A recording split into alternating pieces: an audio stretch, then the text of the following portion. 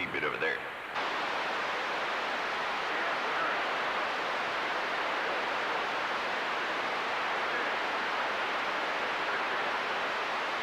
I'm good. It's raining here. I'm good.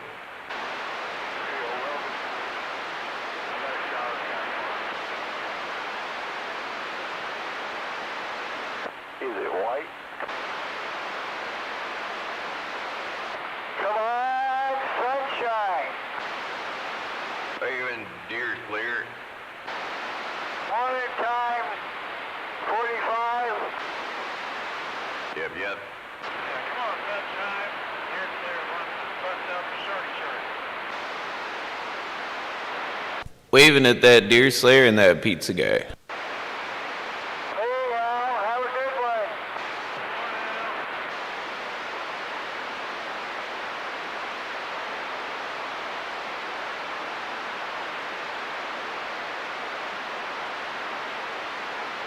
All right, morning time on the 165. Morning time, Inspector. Deer Slayer, Al. Inspector? I was gonna say, I thought that was the inspector stuck in the mud.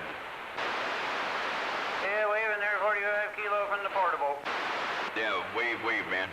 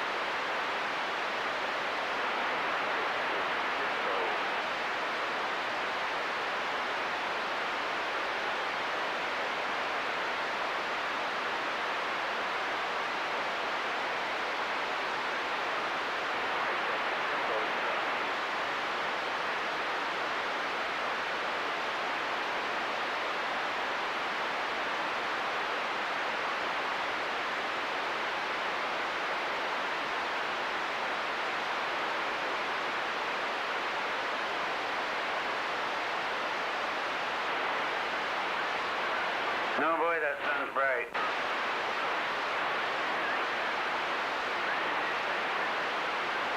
Yeah, hopefully it'll be a halfway decent day out. It's decent now. Yeah, it's starting to get there. Yeah, I mean, it was kind of cloudy and nasty, and it was still wet over here, but, yeah, the sun's poking out.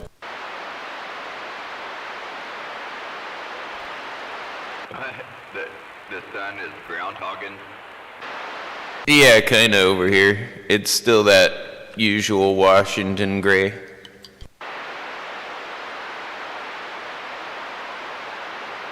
Not to be confused with Oregon gray. Ours is a little more concentrated, unless you go to Portland. Then they get more like Seattle concentration of gray. Heavy gray.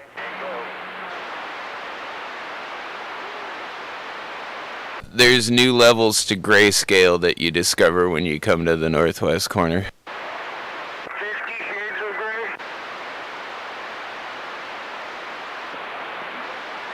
Or more.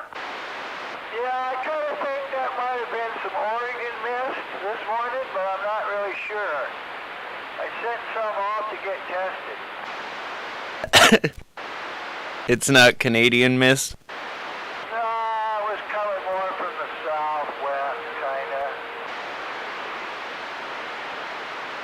Sounds like a mountie being off a ledge. Don't be your pants. More sunshine.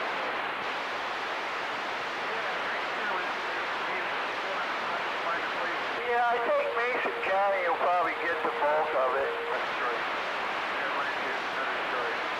Yeah, you gotta stay off the bumpy roads.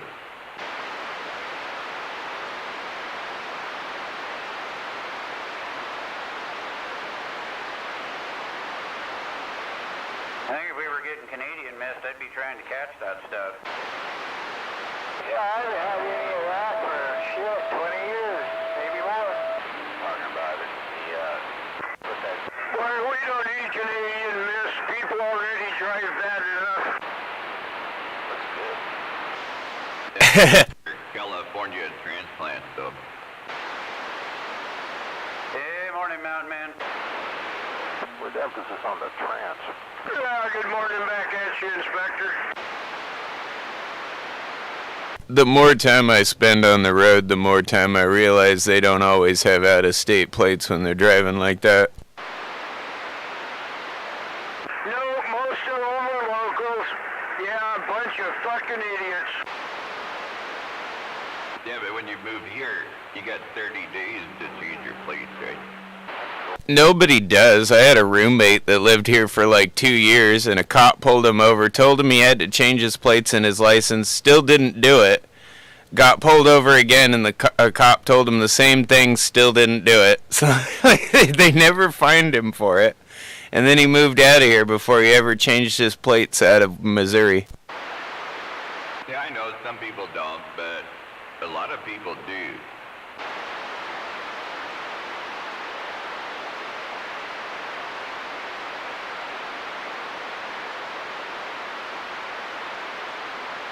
But yeah, if you were to go and do that, and then they found out that you'd been living here for longer than that, they fine you for it. But I've never heard of anybody paying that fine. Over here, they give them 10 days, otherwise they throw them in the clink. My vote is most of the idiots on the road are from out of state, just saying. I think we got some homegrown ones, too. Well, I'd have to disagree with that. The idiots are mostly from here. The Prius drivers, the fart can mufflers, and F-350 Power Stroke Custom Super Duty Platinums are the worst. Oh, I agree with the Super Duty Platinum. The fart can mufflers, I mean, yeah, they're hit or miss. Sometimes they're just annoying. No, the fart can muffler kids in the baggy pants. I'll think when the sign says lane ends, that means pass on the right at 80 miles an hour. Hey, that happened to me a bunch of times this morning. I'm seeing Tesla drivers doing that now. You made your round. Yeah, Tesla drivers are stupid. The Prius drivers are trying to get on the freeway at 25 miles an hour with their right turn signal on, hugging the shoulder until they get clear out into traffic. Then they'll speed up to 35, 40 miles an hour. The F-350 guys, they're just entitled. You're in their way on their road. You just need to move. My favorite is the Tesla drivers that like appear to have ludicrous mode engaged when they're going down the ramp, and then when they get on, they slam on their brakes and like merge at 45.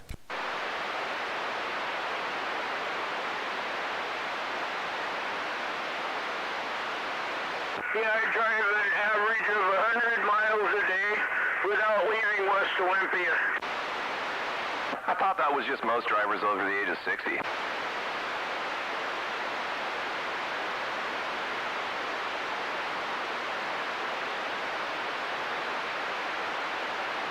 Silence.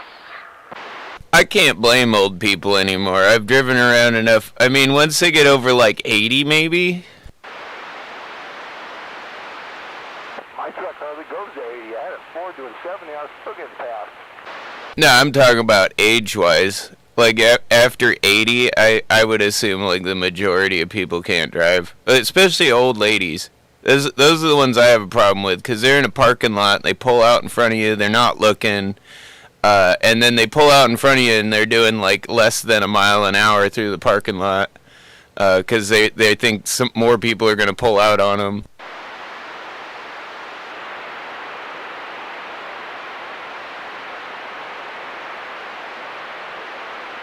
I was just trying to stir the pot. Or they're just driving out into an intersection on an all-the-way red light. Yeah, watch this for stirring the pot. Defensive driving is made so you can defend against old people. Yeah, but reckless young people don't get their license taken away as quickly as old people do. So I have a harder time blaming old people because they're trying to drive normally. Young people that drive like that are just driving like that. They're too fast and too furious. And the Subaru drivers are a conglomeration of all the stupidity, all wrapped up in one fart can muffler entitlement car.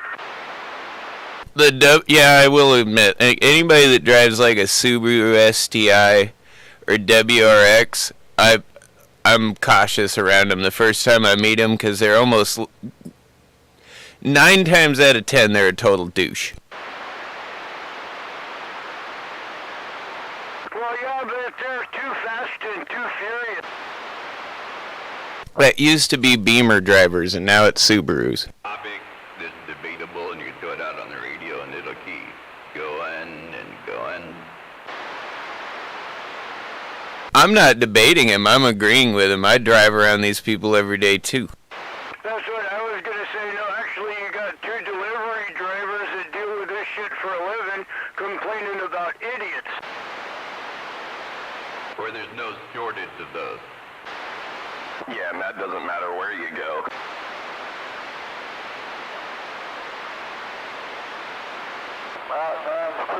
They keep making better and newer idiots. Oh yeah, and they're giving them CDLs now too, which is even crazier. I mean, you used to actually have to be a good driver to be a CDL driver. Now you don't.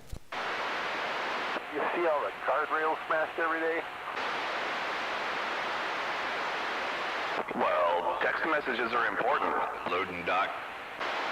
Yeah, I weld them back on sometimes. There's lots of them. Yeah. And all those little yellow things sticking out of the ground they keep ripping out. Not to mention the big gash in the side of the trailer next to you.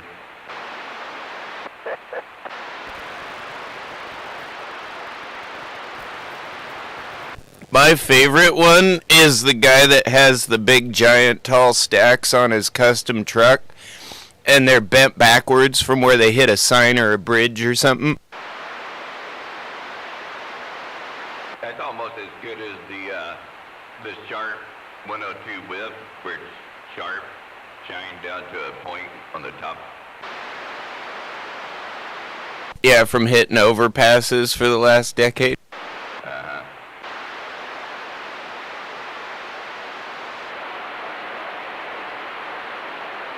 Boy, speaking of stacks on trucks being from That war daddy out there. I wonder whatever happened to that Portland pinstriper. He changed his route. He's still around. He came up through here once a couple months ago, I think. He took a load up through here. But he was saying he goes mostly down south now.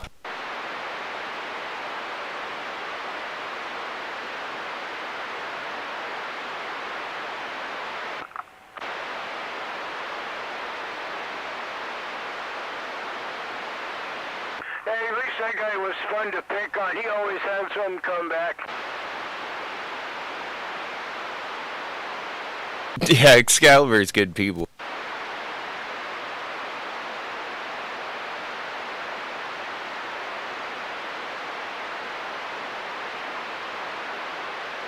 Meeting that guy at the CV break, and when I'm checking his hand, I think he was under the impression that I didn't like him or something. And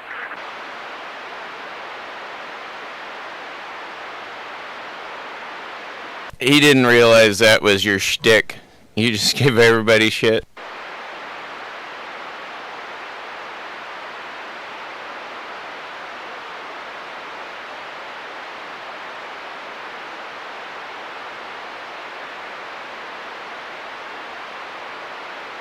noticed that an electric has a secret wing, like an. All right, I'm gonna sight in my new Vortex, my $50 Vortex Diamondback. Pretty unique sound, like a woo-woo, but that's a weird sound. I don't know how to explain it. That announces that they're there. Oh, is that new scope you were talking about? Yeah, the one I bought from Big Five for $50 because some dumbass put a $44.95 price tag on a Vortex Diamondback 2 4x12 by 44. Wind sound, even when they're moving slow or when Nice. safety thing. Don't you love that? And Big Five's one of those companies that if it's priced wrong, they honor the price that's on it. Oh, the manager was not happy. He did not like selling me that $200 scope for $50. But, you know, I said, yeah, you should fire the dumb son of a bitch that did that. But, yeah, I realize you can't hire a replacement.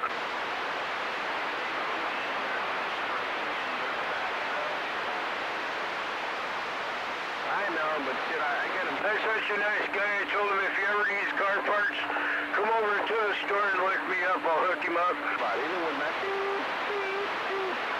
puts the car there and lets me hit him instead of honking the horn or whatever, it lets me hit him. Like, what an asshole.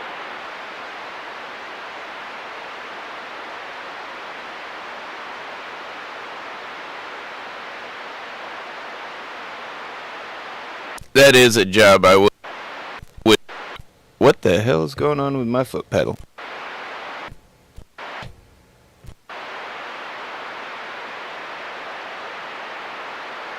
That was weird. It unkeyed. Yeah, I would not want to be a manager at Big Five. I know somebody that was the manager of the one out there in Ox Prairie, and he quit like 3 months into being the manager there. It's shit.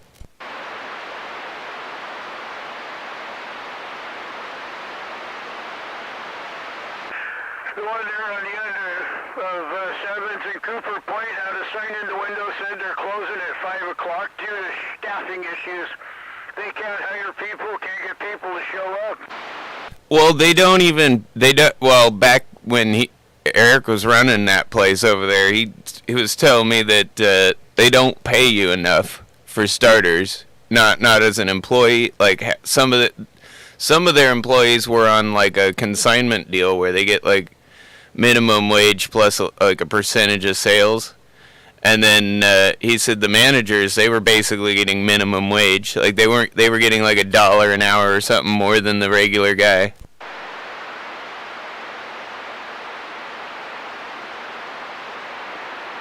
So it makes sense they can't hire anybody because they don't want to pay anybody, especially not around here. Everybody's too greedy. That's the nice thing about my job. They only pay me $15 an hour, but they let me work overtime. We're scheduled for a 9-hour day with a 1-hour lunch, and they told me I don't got to take lunch if I don't want to, so I get an hour every day just from not taking lunch. And then I show up early because they said, well, if there's something here that needs to go, punch in and take it, so I get fucking 9.5, 10 hours a day. Do you have to drive your own vehicle? Nope, I drive there. I drive a 2000, some was like 10 or 11 Nissan Versa. Little pile of shit. We got a drug test because we drive company rigs. Yeah, 10. Yeah, I saw one of those parts guys at, what was it, Automotive Artistry or whatever in Lacey. I was delivering some pizza in there. I saw one of the guys I think you work with driving one of those little things. I was wondering. Yeah, we only, being O'Reilly's, there's one in every neighborhood, so we only deliver just around the west side, between Steamboat and the railroad tracks downtown pretty much. I used to deliver to Automotive Artistry at Seattle Auto. Yeah, 10.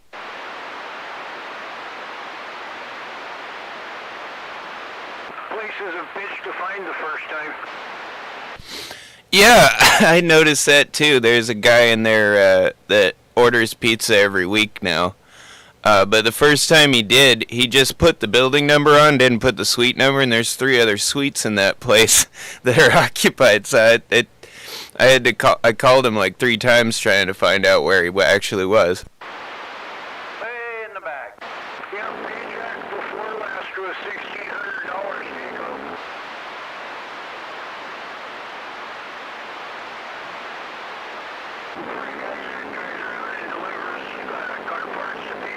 $800 a week, take home ain't bad. Ugly double.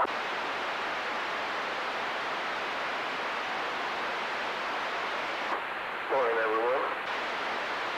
Jake? Morning, Jake.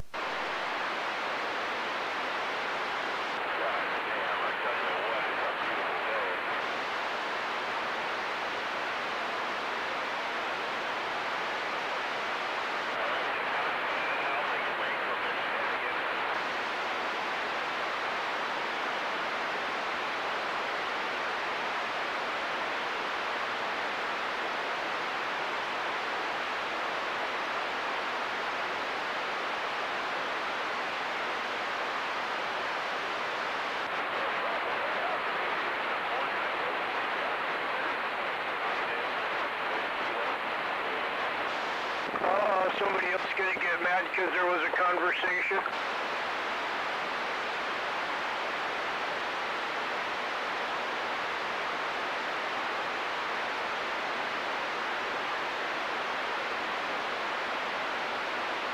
Is there somebody butthurt out there? I don't hear him, but I think Mountain Man's up in the woods, so he might be able to hear more than we can. Yeah, I saw a trace on my SDR, but I couldn't hear him either.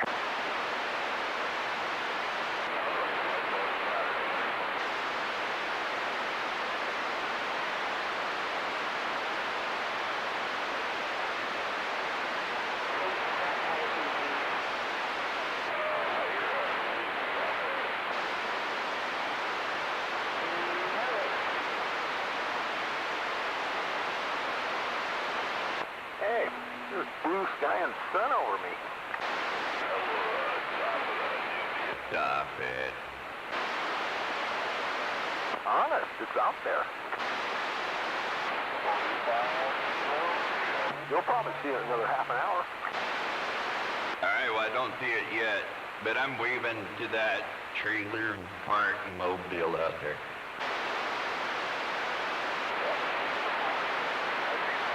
I don't even hear him in the static.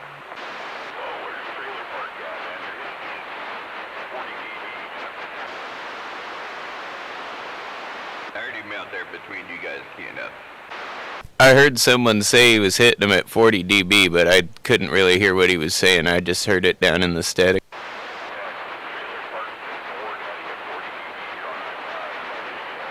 That's War Daddy. He said 40 dB there, Al.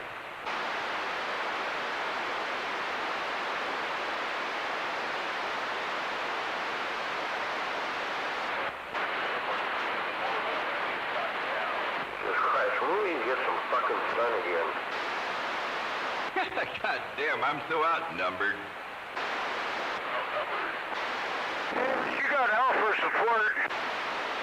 You're outnumbered, but how are you outnumbered? Like everybody I hear wants to see sun, and I want rain, and I'm like the only one. Well, I'm used to the gray and the rain, so I'm really neither here nor there. I'd like to have some sun today so that I can paint something and get a couple of things done in the sunlight, but, you know, it can wait till tomorrow if I have to. I like a little compromise, Al, that you could do, 8 hours of cloudy, 2 hours of sun. That's a compromise. I just try not to complain about the weather. If it really got to me that much, I'd just move the fuck away.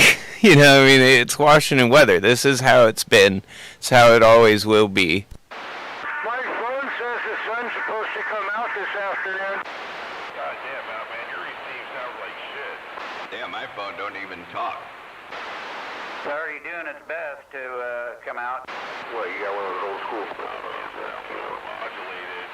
We're getting Washington sunshine, man. Washington sunshine is bright and overcast. I had to put my case on, it was so bright. Talking to me, but I could hear him over Rush.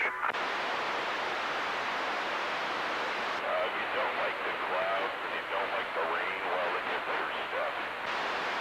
If you don't like the clouds, you don't like the rain, and you don't like the sun, and you don't like nothing, you're probably on the wrong planet. Just cut yourself, then you can see some color.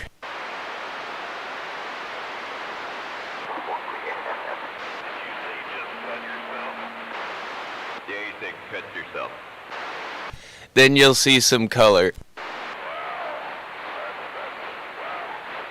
Some people see red, white, and blue when they cut themselves. Was that too far? Just a little, not much. You went really far with that kilo. Yeah, I'm waving there for Daddy. Wave.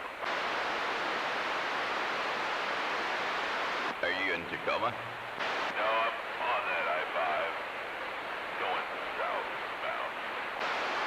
10-4 on the southbound. Yeah, I mean, you're even hitting me kilo at 20 plus. So, I don't know what I'm hitting you at, but you know, I like this radio. I think I'm gonna hook up something else with it when I get back, and then I'll be back on here later on my way back up. Yeah, you're hitting me between 6 and 7 there. It fluctuates because you're mobile, you know, but yeah, you're hitting me fine. Yeah, no, for sure. And I think it's doing better than the other radio I had in here.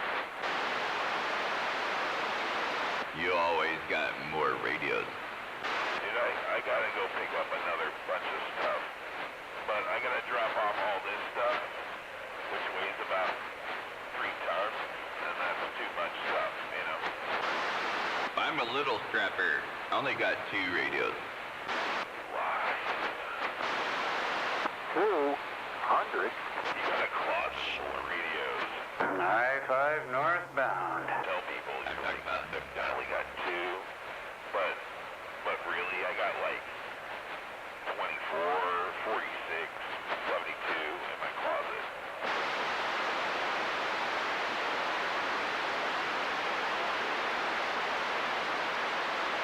I'm waving at that owl down there in the mud.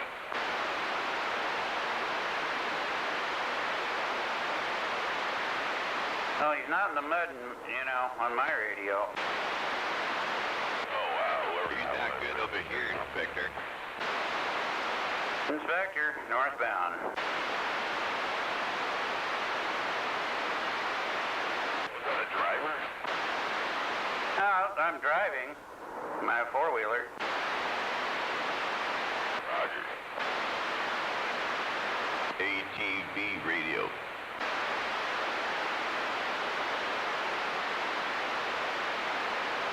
And you know, it is a nice day out. The sun keeps popping through, but it is cloudy. The people don't like the clouds. They want the sunshine.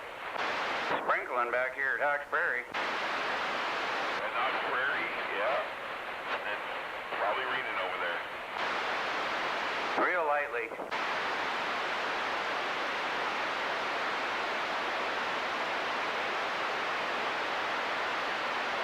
And if I'm hitting you kilo at between 6 and 7 swinging, yeah, I'm gonna pump it up later.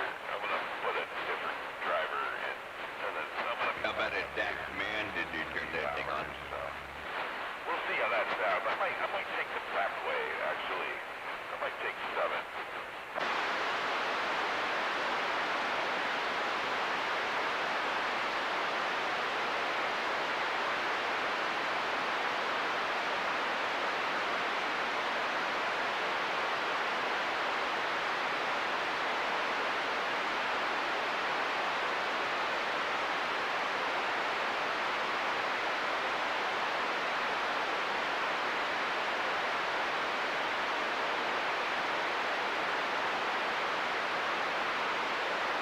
Hey, Kilo, remind me never to haul 2 tons in a truck ever again.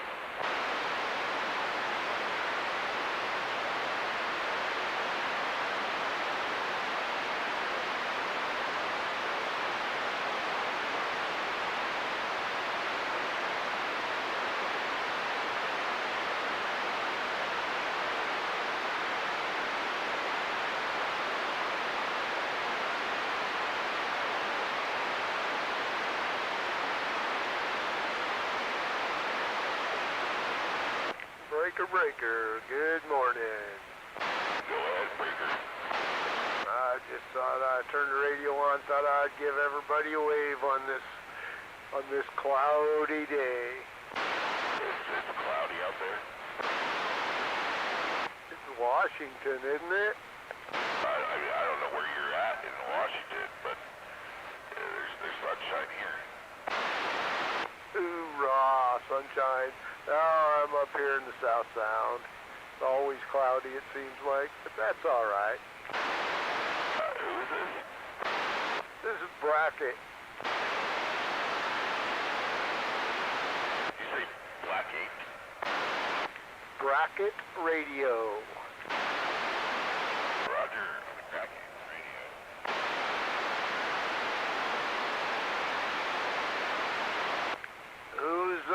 Who's coming back to me? You got War Daddy on that I-5 Super Slab. Oh, lucky you.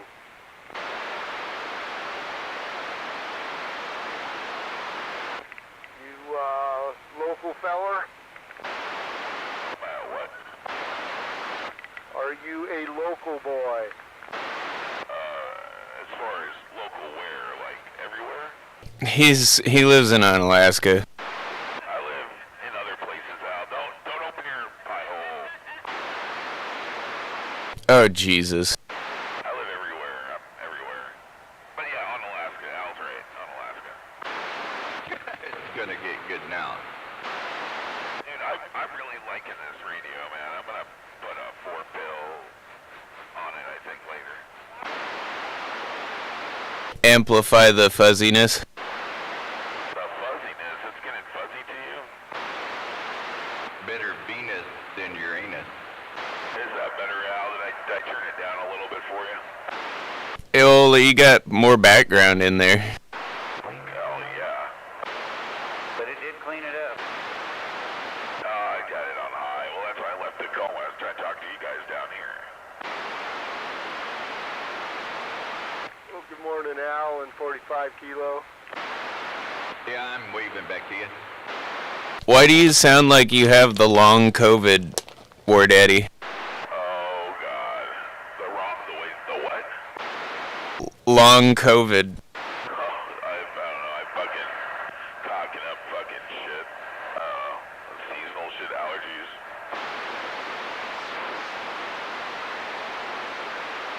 Yeah, this time of the year when the weather changes from like, being rainy and then getting warm for a few days, then shit starts blooming, then I start sneezing, my eyes start watering, and Yeah, I usually can't tell if it's my allergies or the weed. Oh, yeah. Some people call it spring, and some call it hay fever season. Perhaps it's the cocaine. Some people call it getting stoned. Whatever it is, everybody gets it.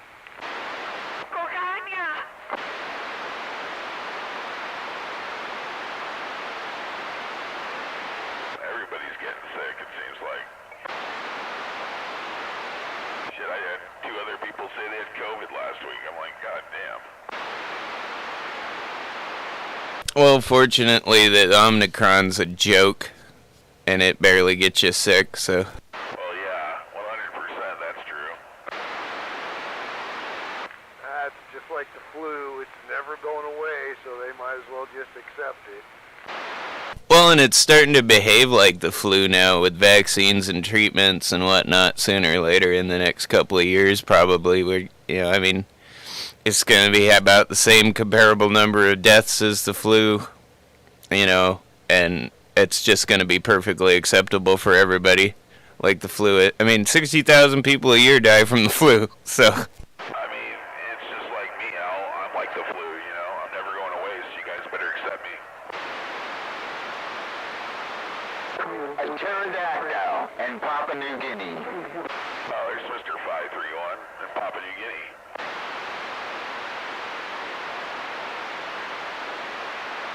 Anyway, but yeah, you're right, Al. It's what it is. COVID's COVID. This new shit, Omicron, ain't gonna work. It's not doing shit. The only reason the flu doesn't isn't this bad every year is because we have vaccines for it and treatments. So it's gonna be like the flu, man. It's just a matter of time. Yeah, they just wanted to put a little special label on it, and that's it.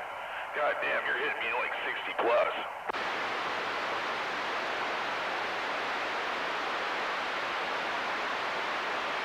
I must be passing right past your tree.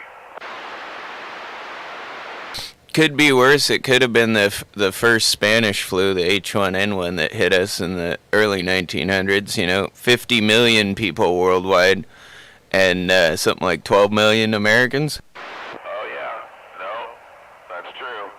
Every time I go to a graveyard, man, especially a graveyard that's at least 100 years old or more, and you see all those little white graves, those are all babies that died from the flu.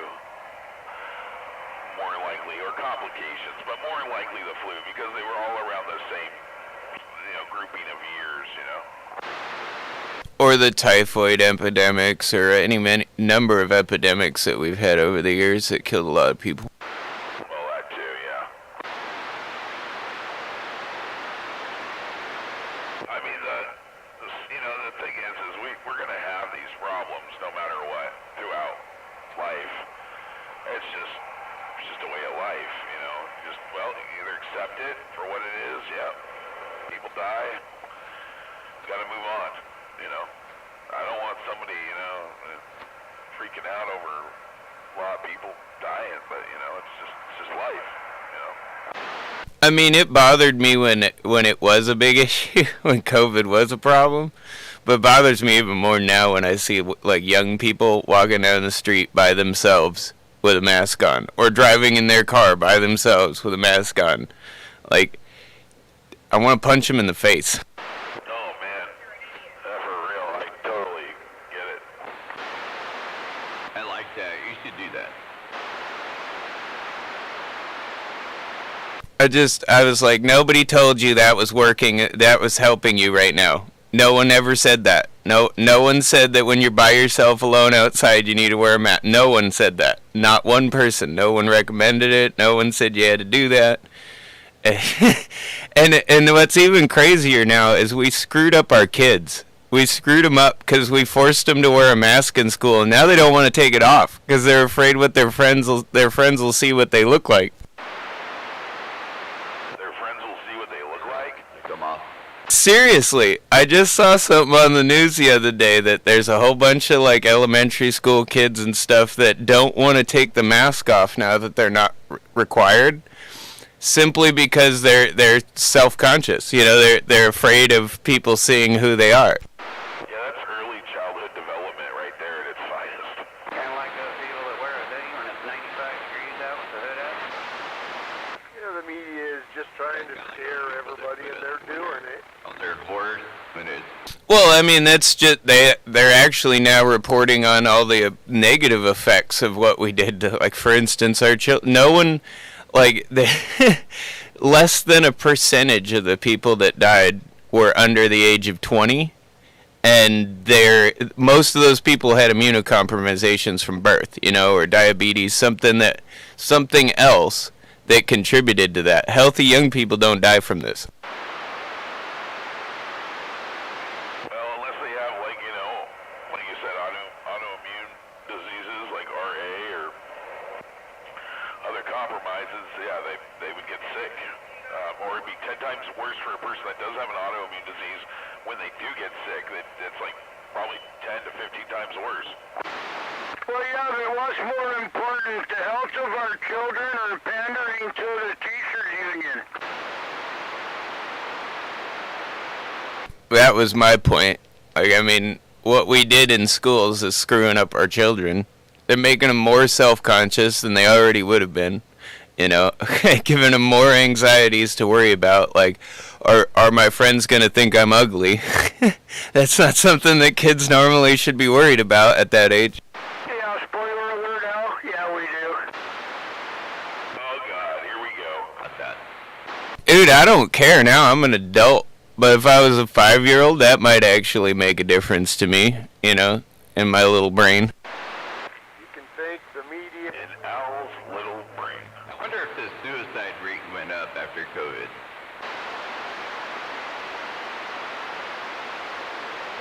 what is the suicide rate now after COVID? It does seem like the suicide rate. Wait a second, Al's looking it up. All these kids are stuck at home and they have Yeah, there's way to be out there in that most deal. asshole parents.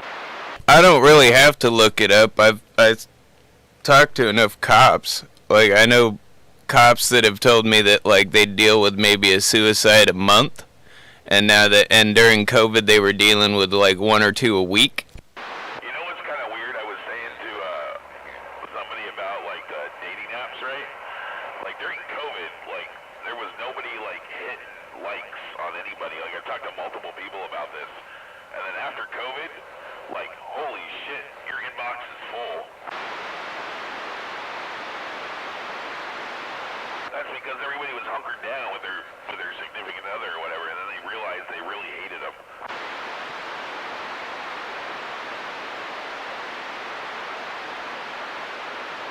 Well, they say absence makes the heart grow fonder. You made me laugh, but yeah, you're absolutely right. They spend too much time together and discover they don't like each other after all. You know, or maybe, you know, they had different viewpoints on things, family or the pandemic, or somebody lost their job, or, you know, there could be a strewn of different things, you know? And, yeah, that's what it was.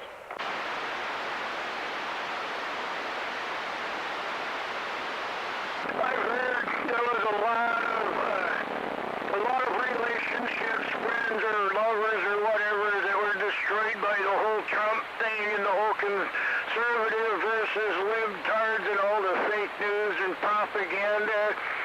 I've heard several reports that there was a high divorce rate. Well, and the big thing, like with the employee shortage, like there were people trying to tell them this from the get-go. Like, it never in our country's economy's history has unemployment been a good thing. You know, unemployed people don't look for jobs. They just don't. They don't, you know, they don't volunteer even though they have more time. You know, people with jobs volunteer more than people without them. There's just all kinds of statistics that said shutting people down and keeping them out of work was a bad idea, and now they're reaping that. I don't know, say what you want about COVID, but I can tell you it was the best 2 years of my life. They were giving me $800 a week, waiving my job search, telling me, yeah, dude, go buy guns, go fishing, whatever. Yeah, you're right, I didn't work, I didn't need to. They were paying me more money not to work than I made working. And couldn't figure out why none of us wanted to go back to work. It's like, really? Well, you know, you did vote for Joe Biden. Well, there was that, and then there was the fact that, you know, like most Americans are not like you, Mountain Man. When that money runs out and doesn't come in, they don't. You went out and looked for work, didn't you? Well, here's the deal. When you're saying that people didn't look for work, I mean, even now, I looked for work the whole damn time, even before even getting unemployment. I was never unemployed. Problem in this country. But the fact that saying that nobody was looking, and all those people that weren't looking, they should have been looking and filing every week, you know, at least applying for 10 jobs every week in their criteria of their job field, of whatever they did prior. And if they did that, well, then they wouldn't be owing all this back pay. Honestly, there's so many people out there that owe back pay now, it's ridiculous. I had legal medical reasons I could have voluntarily left work and taken unemployment for. They had exceptions for that, and I didn't do that. I kept working, regardless of the employee shortages at my work. You know, I mean, like during COVID, essential jobs like mine had fucking tons of openings. We couldn't get people in fast enough, and that's why, because they were paying people more than we could pay them to come to work, to sit at home and do nothing. Do other things.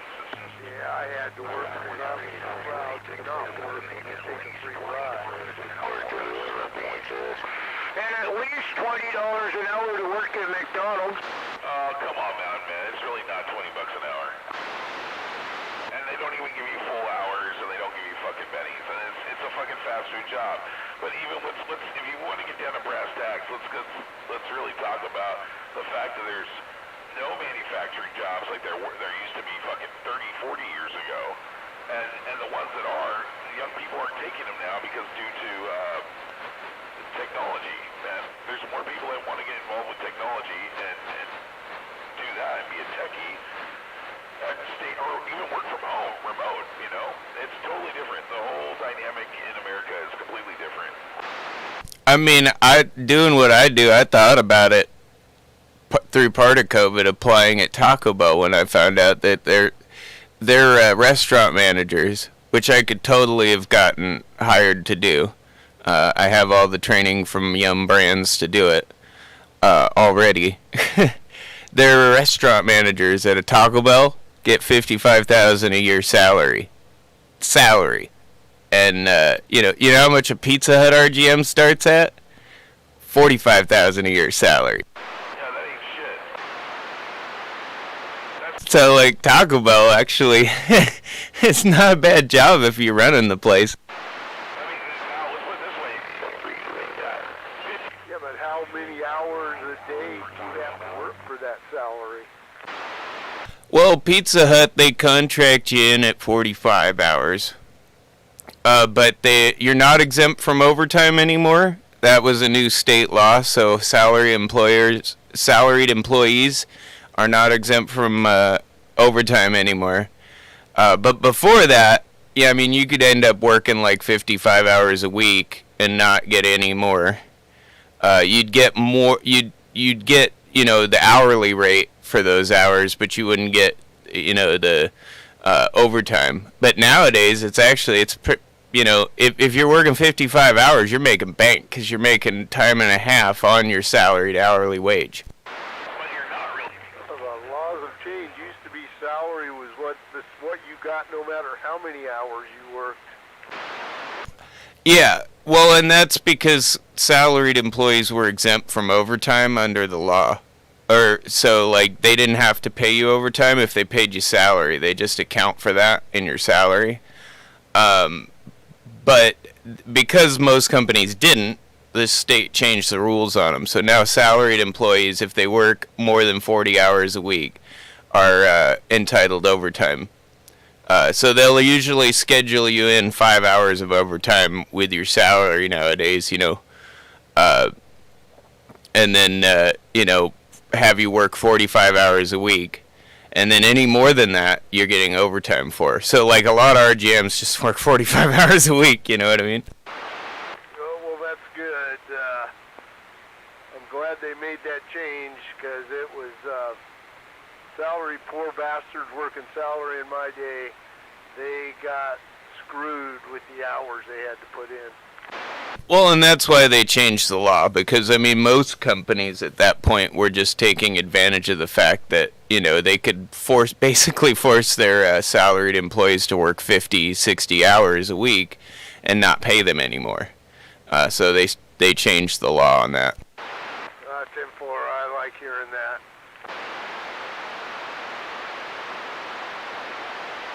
Too bad it came too late for me.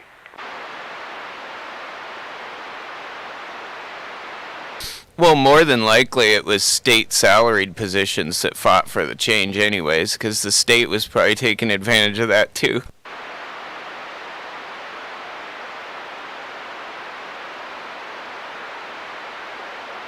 Yeah, state takes advantage of a lot of things people don't understand. Yeah, both of my boys worked for the state for many years, and now neither of them do because of the BS.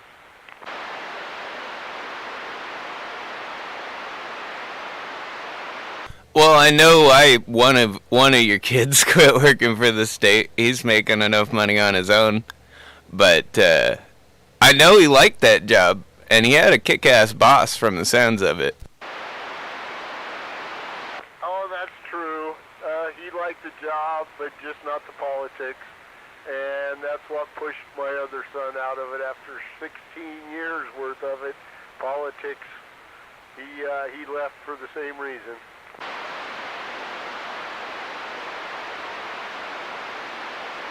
Yeah, and it's very clear that like the vaccine requirements on public employees and stuff have been mostly politically motivated. Like, if I don't know if you've seen that, I can't remember what fire. It's like one of the Seattle fire departments or something like that, the East Side Fire Department or something like that. They have a whole bunch of employees that because of religious or medical exemptions were allowed to come back to work, but they won't hire them back because they say for whatever reason those exemptions don't count. Yeah, like we'll give you these exemptions, and then when we bring you back, we have to find a position for you, but there's no position, so sad. Yeah, that's pretty much the way it went down. And it's now they're trying to get their jobs back, but I mean it's probably going to come to a lawsuit, you know what I mean? And they're going to win that lawsuit too, because they have perfectly, even under the state requirements, like even Inslee's office has said that like we're staying out of it, like we changed the requirements because of this. Yeah, well, you can't believe Inslee, and a lot of the guys won't go back because they've moved on to bigger and better things. Well, it sounds to me like it's just the fire chief that's being a hard ass about it up there. Only takes one.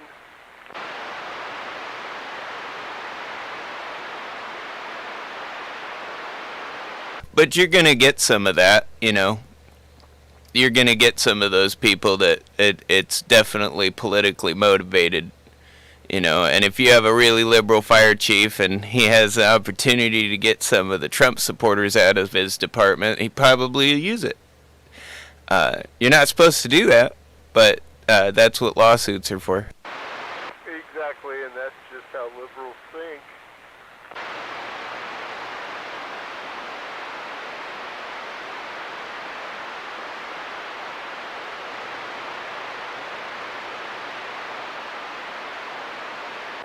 We are in Washington. The sun just came out. Well, all I'm saying is if you're a paramedic or an EMT and you come show up to save my life, I don't care who you voted for. Yeah, Ken, I got blood squirting out of my neck. I don't care if you voted for Trump or Biden or if you're vaccinated. Yeah, just fix me up, and then we can talk politics and disagree on each other things, but... Yeah, but at least we can talk about it and be civil, unlike politicians.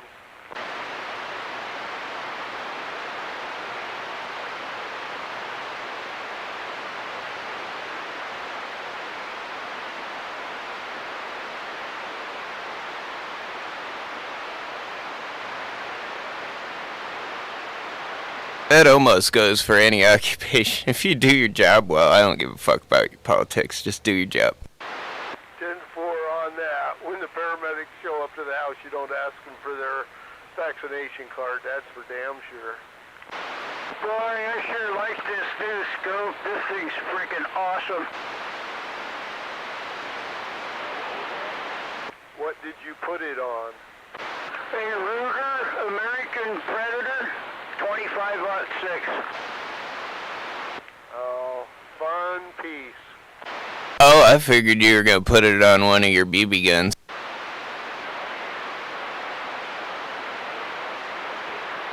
No, I got scopes on all my BB guns.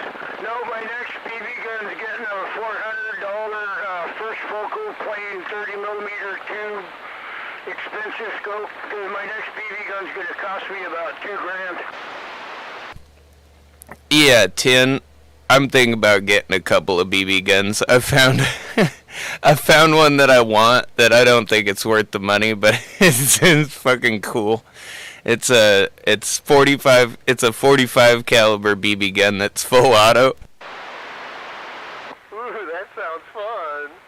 Problem with those is, it's retarded expensive. Yeah, 10. Like about these Air Venturi Avengers I bought. It's a $350 rifle. The pellets, I get 522 cal caliber pellets at Walmart for like $8. Yeah, that's the thing. Like, they do have a 22 version, which I was thinking about, but they're the same. I mean, the gun is the same price almost. I mean, very little difference. It depends totally on what you want to do with it. If you want something you can kill deer with and hunt in the zombie apocalypse, then it'd be worth buying one of the big bores. If you're just wanting like me out there all the time shooting at targets, whacking squirrels, fucking around, the way to go is a 22 caliber because you're splitting the difference. 177 gets too much wind drift, and the 25 caliber you step up in price and pellets. And 22's right in between. It bucks the wind better, the pellets are still affordable. I just thought it'd be cool to have a legal clip dumper. You know what I mean? Like, because they have them. You know, it's legal, it's air powered, but it's literally like having a submachine gun that's good for fucking one clip.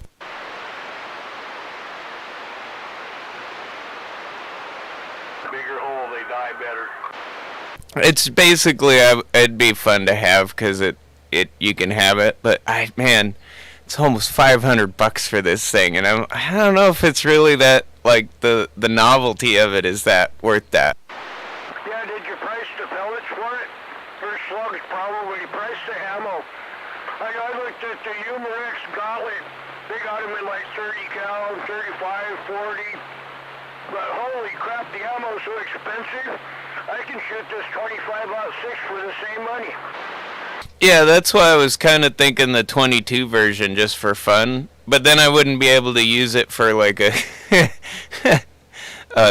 any kind of zombie apocalypse defense weapon, really.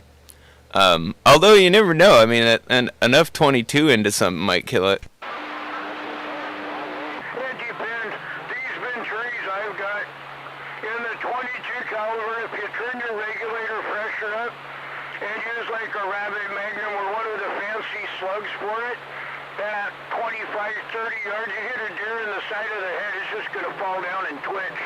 I wouldn't want to try lung shooting one with it or something, but you hit a deer in the side of the head with this 22 caliber BB gun, he's just going to fall down. Yeah, Tin. And that's what I was thinking, honestly, is I was going to get a 22 and then a large caliber for the zombie apocalypse, but the 22 would be for, you know, doing what you're doing. 22 caliber pellet rifle has a pretty good pop to it. Yeah, especially these Venturis, the PCPs. They're running 4,300 PSI of air pressure in it.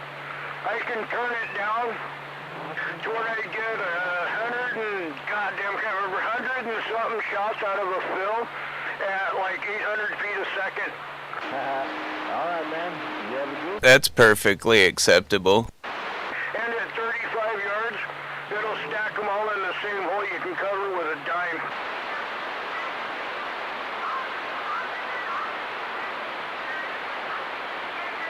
But yeah, I want to get one of those large caliber ones just because I think they're cool. But I think I'm just going to get it just so I can have it. And then get the 22 to use for fun. Oh, if you were a prepper and worried about the zombie apocalypse, one of the high caliber air rifles and the hand pump would be an excellent thing to have in your zombie apocalypse shelter. And then stock up on pellets, because you don't need powder, you don't need primers, you got the hand pump. You can pump the damn thing up by yourself, and yeah, you don't need none of that shit. Don't need nothing, just bullets. Yeah, I've seen a ton of fucking those high pressure air compressors now too, the electric ones. They're only about $200, you know. So I think I might just buy a hand pump and one of those just to have them. But you know, if it breaks, you know, you got the hand pump for a back.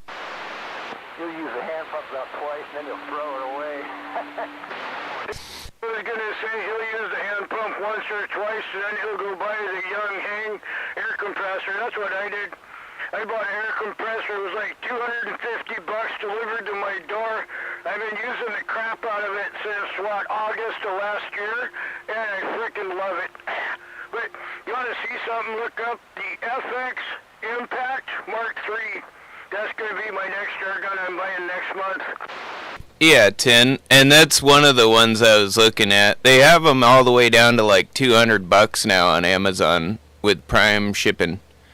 So that's what I'm thinking about. I'm just gonna get the real compressor for now, for to play around with. But I do the hand pump as far as like a zombie apocalypse, prepper backup. It's gonna be more reliable. It just take a lot fucking longer, but in a pinch. Pumping that thing up with a hand pump, you wind up with sore muscles. But the way to go is the V4 12 volt. They come with an inverter so you can run them off 110 or 12 volt. The V4 PCP pumps are like $200. You can run it off the battery in your car, and you don't need none of that. You can bring the damn thing with you. That's what I was looking at. There's like two or three different brands that were right around 200 with 4-star or better reviews on Amazon, and they all had they had a 110 plug and then like a little thing with alligator clips so you can use it off your battery. Yeah, those are the ones. They're kind of slow, but they're cheap, and hell, you can have it up here in the mountains. I was gonna buy one, but I'm saving my money for my new BB gun. It's Impact Mark III. With a 700 millimeter smooth twist barrel. Interesting. I'll Google it and check it out, and then choke and fall over dead when you see the $2,100 price tag on it. I'm gonna order it in 25 caliber. This thing is performance-wise and accuracy-wise is right up there with any 22 long rifle. The larger caliber I want to get though is that one of those Senecas. I really, really like the look of. They look like a normal rifle. They shoot well. I haven't seen anything wrong with them. They're kind of spendy, but I really want one.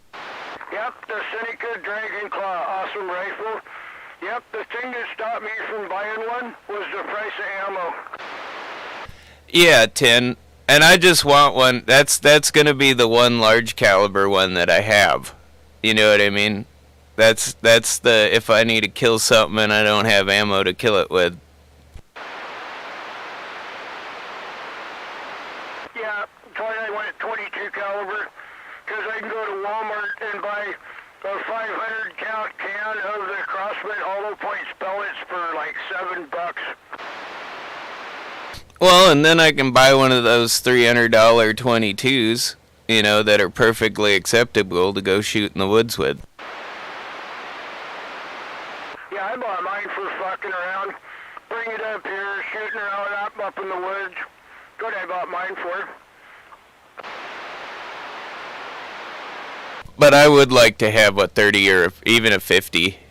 One of the 50 caliber ones would be kind of cool.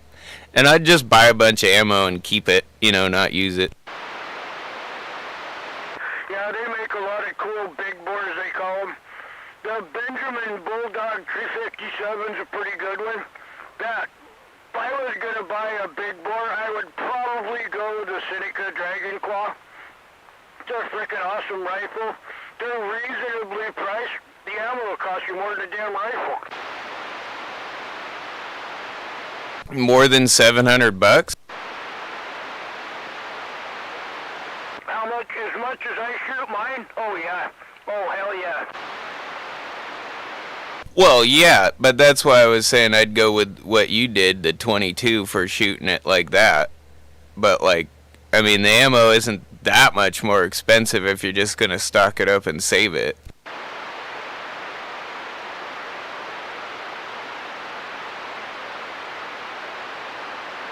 Yeah, before you bought one, I would do some extensive research into ammo and see how much. But now, if there were bullet molds were readily available, and you could buy that $700 rifle in a bullet mold, Yeah, I probably bought one, but I haven't found a bullet mold on the market yet. Yeah, tin. And that was the other thing, is if I could find a bullet mold, man, I could make my own lead anytime I want, but yeah, I was looking mostly just to get the big, like, I could go with a 30 caliber and it's cheaper ammo, but if I was really worried about the price of ammo on something I was just going to stock up and save, I'd go with the 30 caliber, because it is significantly cheaper than any of the bigger, like the 45 or the 50 caliber pellets.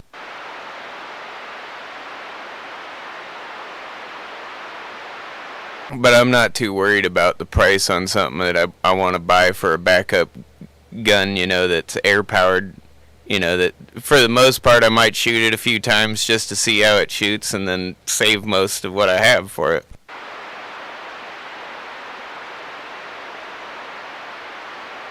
Here you go. These are the .457 big bore Air Texan. The Air Force Texan, I believe it is. 30 count of the 457 is $62.95 plus $12.25 shipping.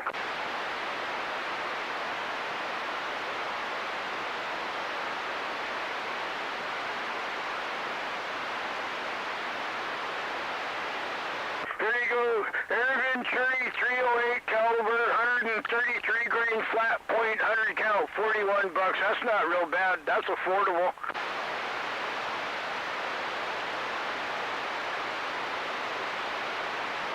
Get the Gauntlet 2 and 30 cal. They're only $400. 50 count, hollow point, 50 caliber, 185 grain, $29.99. Yeah, I was looking on eBay. There's a couple of options on the 30 caliber slugs that actually aren't real bad. I mean, they're no more expensive than shooting my rifle, my powder burner rifle. 30 caliber, 300 grain. Oh, .300, never mind. 30 caliber, 57 grain, 200 count, $29.99, $9 shipping. That's not bad at all. Here's another one for 130 cals for $22.95. That's not bad. That's reasonable. I have a screw switch that could take a standard issue copper penny and turn it into a copper jacket for 50 cal. You drill a hole square in the middle of it, make hollow point.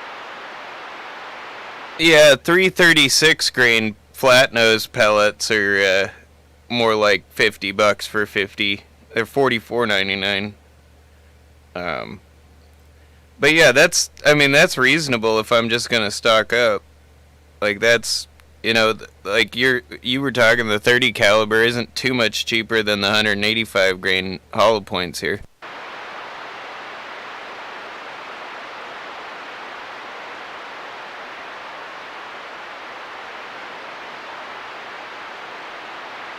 Alright, the chamber chiller cooled my barrel down. Time to go back to shooting some bullets. But still, that Dragon Claw 50 cal is kind of the one that I'm looking for my big bore gun. That's a cool rifle. Did you check out the Air Sabers? The ones that shoot arrows? Yes. That's a Humorex one, right? I saw there was one that was a Humorex one that came with carbon fiber arrows and stuff for it, and it was an arrow gun. That might actually be kind of interesting too for a survival gun. Yeah, there's a few different companies that make them. I thought they were kind of cool. Not something I would buy, but they're cool. Now, if they were set up to shoot just a standard arrow, they'd be a lot more feasible, but you gotta have special arrows with special inserts and blah, blah, blah. So, yeah, it's not like you can just get any arrows and shoot them in it. Yeah, Tin, you have to buy it's kind of like a crossbow, you gotta buy bolts rather than arrows for a crossbow. From what I can tell, I don't know if they have a standard like they do with crossbows. You know what I mean? Where you can just buy standardized crossbow bolts. Al? Yeah. Yeah, if you got a 50 cal air rifle, they make a special arrow you can shoot in any 50 cal air rifle. That's kind of cool. So maybe there's another reason to buy that Seneca Dragon. That's what I like in mine. You have one of those? I have a Dragon Claw, not the Dragon. Yeah, I think that's what it's called, the Seneca Dragon Claw 50. Yeah, no, I have an earlier version called the Dragon. It's a little different. Single air tube, 50 cal. Mine shoots 195 grain round balls. Yeah, these ones, it's looking like they have some ammo options for it. But I don't know how they probably shoot differently, for sure. Yeah, I've got some different bullets for mine. It didn't like them as well. But it likes 195 grain round balls. At 50 yards, you can put 5 rounds in a row at the bottom of a soda can.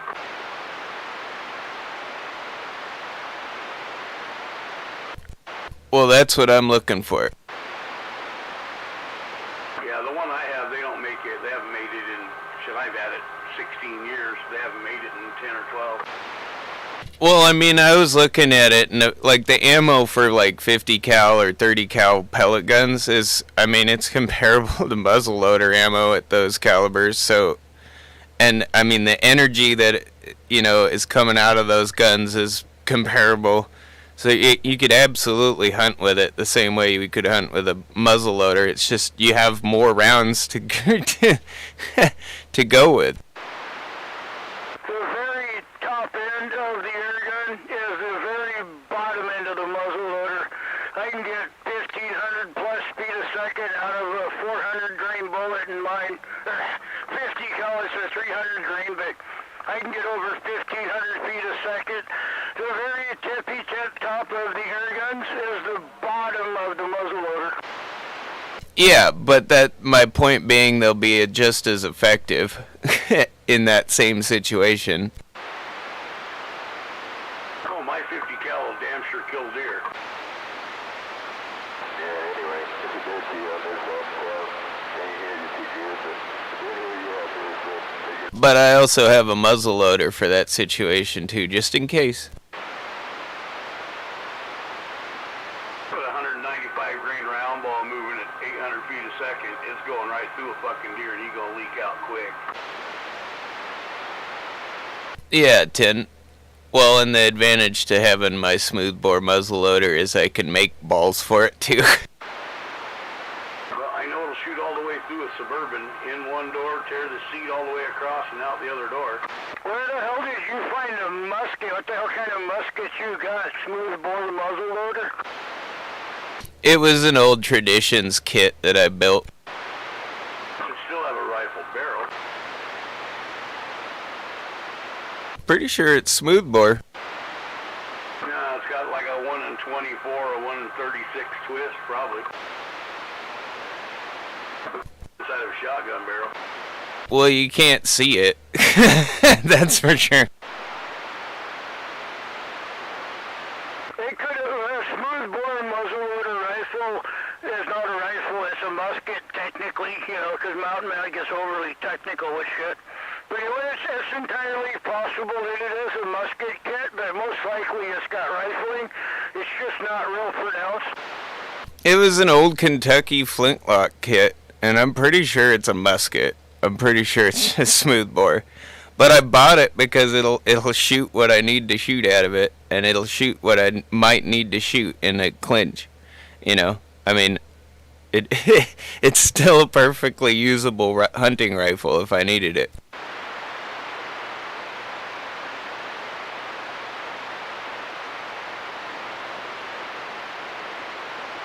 Yeah, the only problem with a smoothbore is they're just not accurate at any kind of distance. But the big advantage is you can shoot shot at it. birdshot or buckshot or any other kind of shot, multi-projectile, with a lot better results than you could with a rifle barrel. But you're going to be limited to 50-yard accuracy or something. Or nails or broken glass. This one the best I've ever been able to get anything at is about 100 yards. It's about as practical as a bow at that point.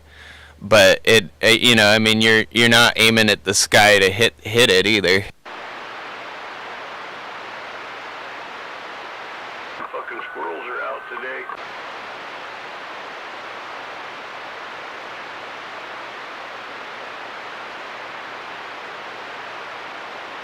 But I bought it because it was a $150 kit on sale at Cabela's. And I was like, wow, that's cool. I could build that. Them squirrels are in the northwest corner. One laying at the end of the fence with a hole in his head. The other one laying beside my car with a hole in his head.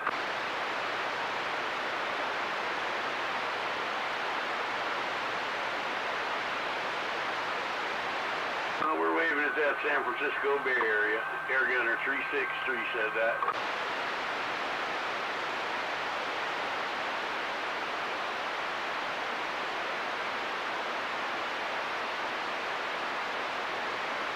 It's been a while since we had north-south skid. Well, we've been getting it quite a bit. I just haven't been here in California. I've been here in like Mexico City and way south. Yeah, but San Francisco, that's kind of short. Yeah, true. Yeah, we get that with the sporadic E. So I don't know. Maybe the distance skip isn't gonna be too good today.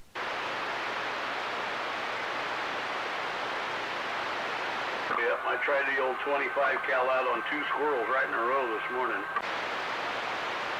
And that's the other one I was looking. I mean, is there a significant price difference between 22 and 25 caliber ammo? Yeah. Not quite. It depends. If you're buying really good stuff, it's a little more expensive. The cheaper shit, it's about double. Yeah, there's not a huge price difference, but there is a difference. With a 22 cal, you'll get 200. With a 25 cal, you'll get like 150. Yeah, 10. So 22 is probably still a better option for the plinker. Well, you can buy Crossman pellets at Walmart for the 22. You can't buy 25 caliber pellets at Walmart. You can get them at Big 5, but they're very limited supply and very limited options. Hey, Air Gunner, check out the Bog Pod gas grip. Alright, yeah, the one I shoot's $25 for 300. They're 34 grain, 33.95 grain, JSB Jumbo Exact Heavy Diablos.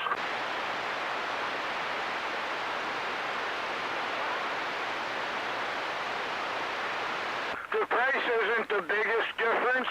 The availability of ammo is. Because 22, everybody sells 22 caliber pellets. Not everybody sells 25 caliber. And the same thing for a 22 cal is $22 and you get 500 instead of 300. Yeah, I was looking at Pyramid Air. They've got plenty of ammo selection. And they're reasonably priced. I used to go through them a lot for my paintball supplies back in the day. I like Airgun Depot better. Yeah, that's a newer one. I've been looking at their site. Pyramid Air's been around for like 25 years, though. So is Airgun Depot. That's where I bought my 410 20 years ago. 10-4. Yeah, I don't know. I bought most of my paintball stuff through Pyramid Air back in like the late 90s, early 2000s. No, not 10-4, 410.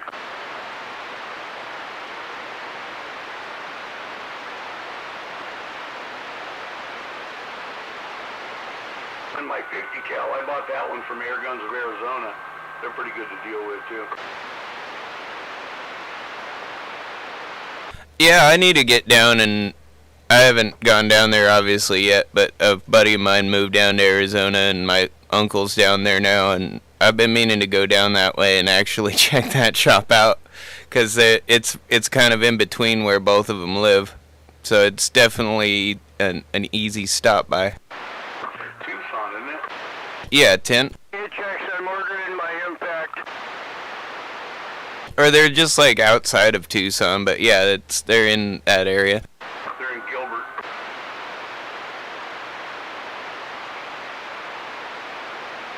My aunt used to be the postmaster in Gilbert.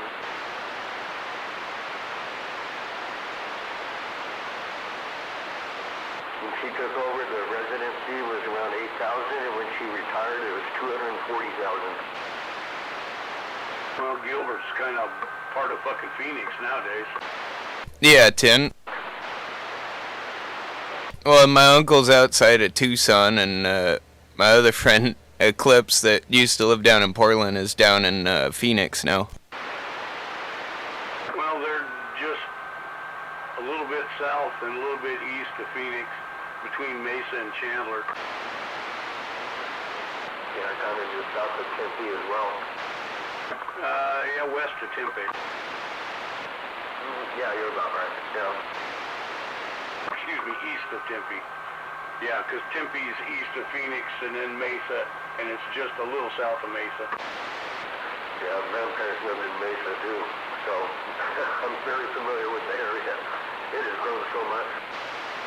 Oh yeah, I lived in Phoenix many, many years ago. If it wasn't so goddamn hot all the time, I'd love Phoenix. It's probably the easiest city to get around. I mean, it's one of those ones built after World War II, so it was at least built for cars. But yeah, dude, their traffic down there, it doesn't suck, and it's gotten huge.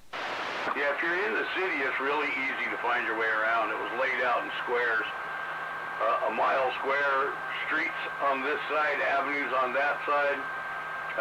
East is on, or south is on one side of Highway 10, west is on the other. It's really simple. Yeah, it was designed to be a perfect grid, and the reason they did that is because obviously most of that city was built after World War II, so the cars were around. Like Seattle was designed when most people walked or rode horses, you know?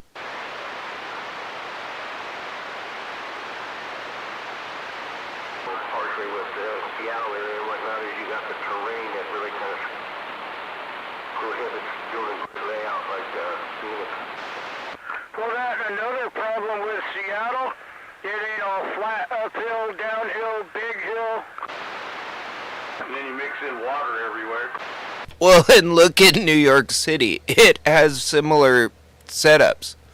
Like, it has diagonal roads that go one way.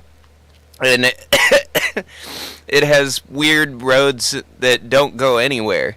And that's because people used to just ride horses and horse and buggy, and people walked. They didn't have cars back then when they built that city. Better yet, I hate it when it don't work out.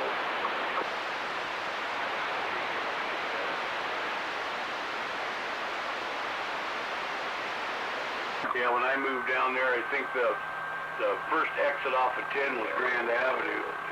And now it's fucking, 8 miles, 10 miles past that, clear out like Citrus Park. Yeah, like my understanding is, quote me if I'm wrong, but they think they're landlocked now. They can't really extend anymore because of hell, just to be safe, I ride both views.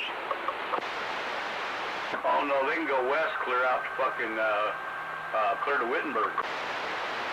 Or Winterberg, or Toppanaugh, or one of those. What even name? Wickenburg. If you rolled the joint big enough, you could light both ends, poke a hole in the middle, and smoke it. You could do the cross joint that they did in Pineapple Express, and you could light 3 ends of it, you know, and you get that vortex that kills you.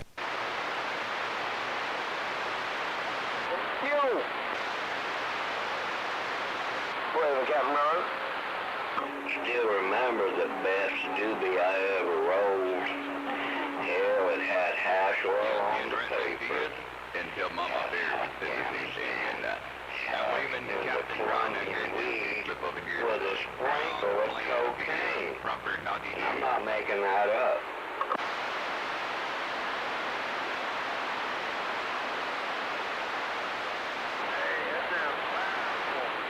Well, that's a little crazy for me these days. I don't think I'd sprinkle cocaine on my weed. It's a damn good doobie, I must admit. I identify as male, Ron. So, Father's Day. Fuck all that.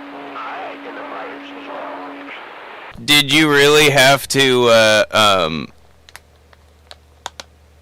give us your pronouns, G-Man? Hell, I remember when zigzags were only 10 cents. Again? That's no bull. Well, did you think we weren't sure? Oh, I'm triggered now. Using his heteronormative. Oh my God, I'm triggered. No, got up to a buck. You just keep shaking that ass. Got a joke. Misogynist, heteronormative. Oh my God, what a bigot. Yeah, it's going in this week. I'm going to take it to ACC Collision. They're going to spray it for me. Buckley. Well, I'll be sure to use the correct pronouns from now on there, G-Man.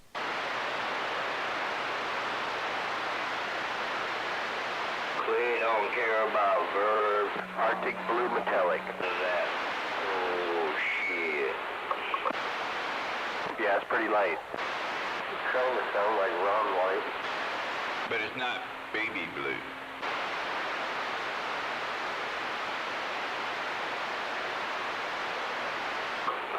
We took LSD, peyote, I'm not sure. It's probably lighter. monkey tranquilizer once.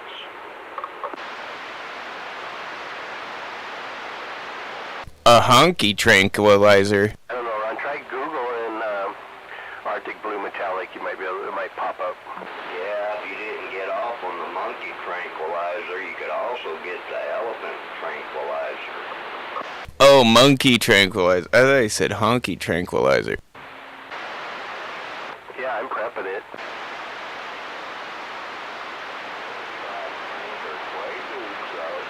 It's a little more forgiving with a base coat, clear coat, but single stage, yeah, it could be tricky.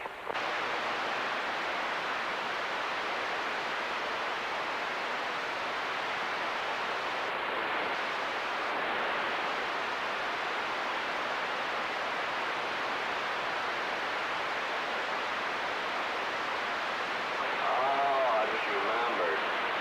Every full moon down there just above Santa Cruz, they have that full moon party. Down at the red, white, and blue beach, so you never know what you're gonna see streaking past. That guy sounds like Forrest Gump on heroin. Ain't nothing up. I was waving Ron, and I'm waving G-Man too, because I forgot. I always listen to you guys in the morning, so I feel like I was a part of the conversation, but I wasn't, so I forget to wave sometimes.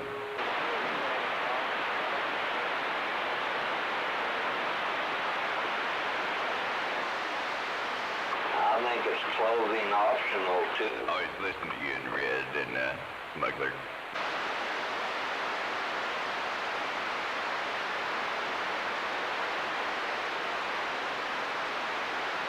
I just call it sandbagging. If you key up, you're not sandbagging no more.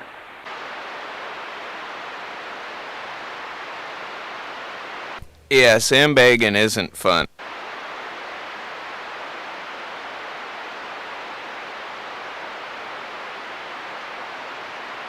You can't really say, man, you were loud as shit when you were sandbagging yesterday. Well, and you gotta come out and, join the party, man. You can't hide away forever. Yeah, but you can hide away for a couple of days. Oh, that's definitely doable. Although if you're Mike, you can hide away for how many months now? out there the other night.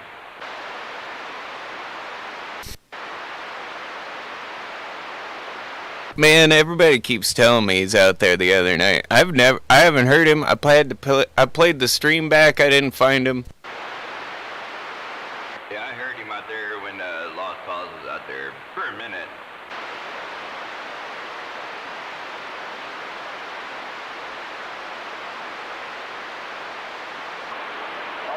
Yeah, if I want to hear him talking, I have to go to 805, 26805 to hear it. Yeah, that's usually where he hides out. That's about the only place I sandbag anymore.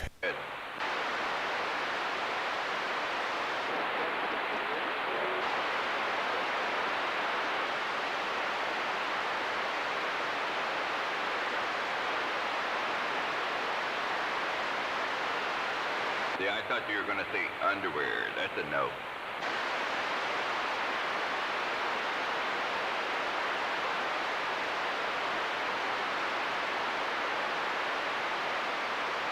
Do you ride two men on a motorcycle with buttless chaps?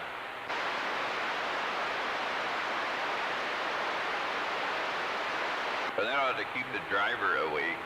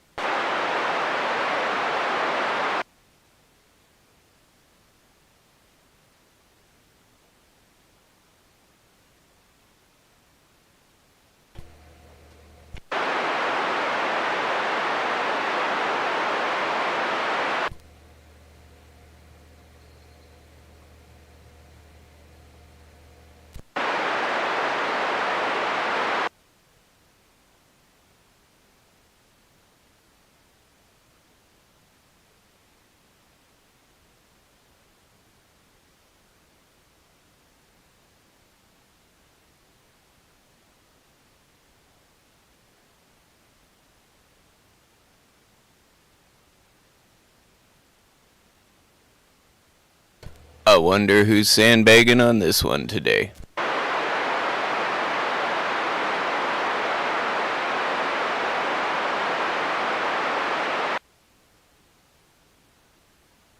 I'm only sandbagging because I'm eating my lunch.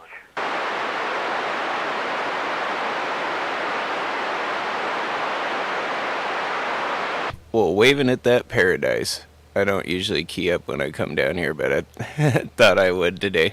Just see if anybody was sandbagging. Oh yeah. Be surprised the sandbaggers out there. They really won't say nothing because they keep sending me a text. I'm on the radio, but I'm not talking. Really? That's kind of weird saying that. Oh, if I wanted to let you know I was here, I'd do what I just did. Yeah, but then you get people that send me texts. I just turned down my, I'm eating a sandwich, sorry. Turn my radio on, and, fix everything on FM on this frequency.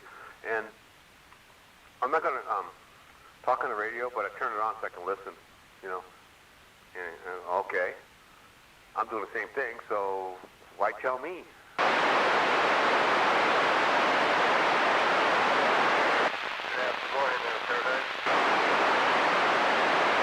I told you. Good afternoon.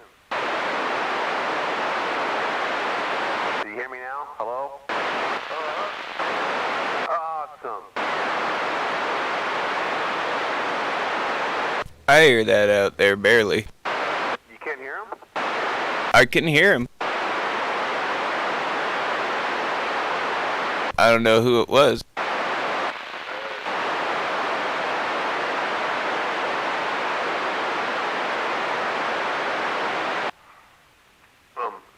You have to excuse me, my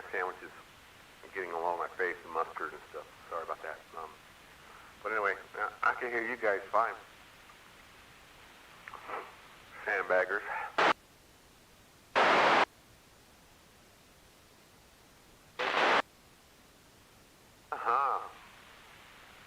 But I like the sandbag here. It's all quiet. And then you guys key up and gone, oh, well, there goes the quietness and enjoying my sandwich while I was sandbagging, you know, with no noise. But now everybody's coming out of the woodwork and start talking. And, you know, by the way, there is more sandbaggers out there, by the way. I just want to let you know.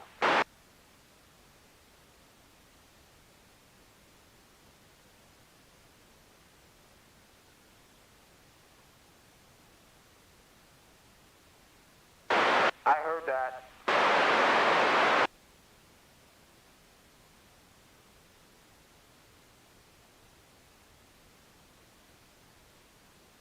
Yeah, well, sure, your sandbagging is your business. Okay, got it.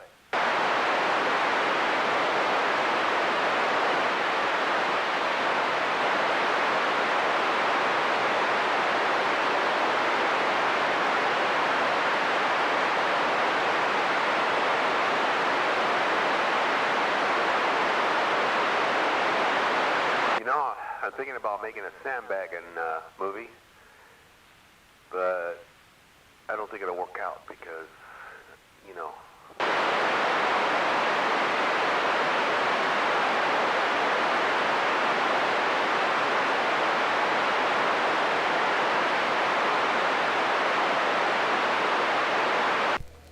Does this thing sound a little better without the amplifier on and just the radio?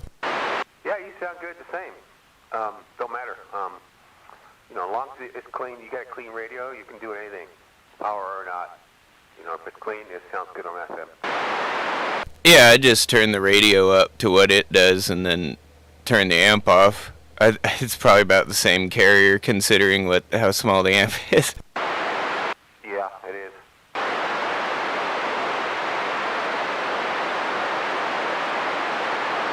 But it's good though.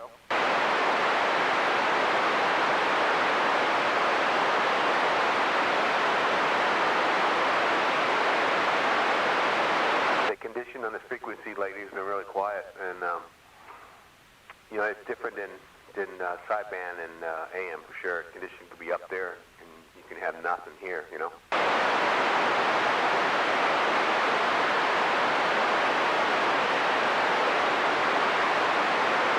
Yeah, before I came down here, there was somebody down south somewhere in Skip talking about all the drugs they were doing, and they were kind of coming in loud. But I don't hear any of the Skip that you hear sometimes down here.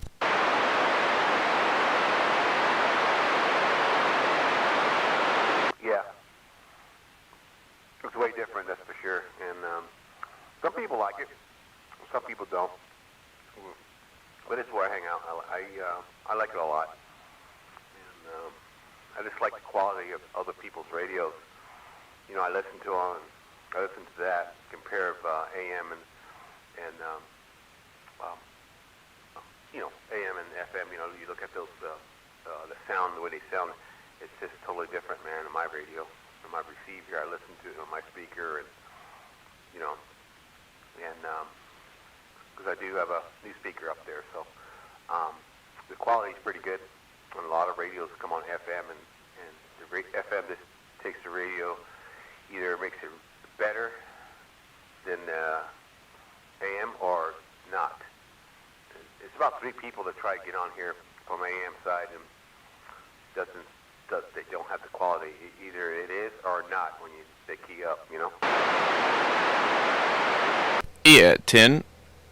This is that Anytone 6666 I have that I bought off Inspector, and I've been pretty happy with it so far. As both a sideband AM and FM, I haven't found a fault in it yet. No, that's a good quality radio. I like it. I mean, I prefer this one, but that one you have is a really good one. You know, I had no beef about that one, that's for sure. You know, but everybody has their favorites, you know. Well, the one thing I don't like about it is it gets really hot, and it's because it's got a really crap heat sink design. I mean, the case radiates as much heat as the heat sink does on it. So when it gets hot, the whole thing is hot. And that's the only downside to these radios that I can see is they're not really effective at cooling themselves because they're so small and the heat sink's so small. It could have done with a little bit bigger heat sink in the back.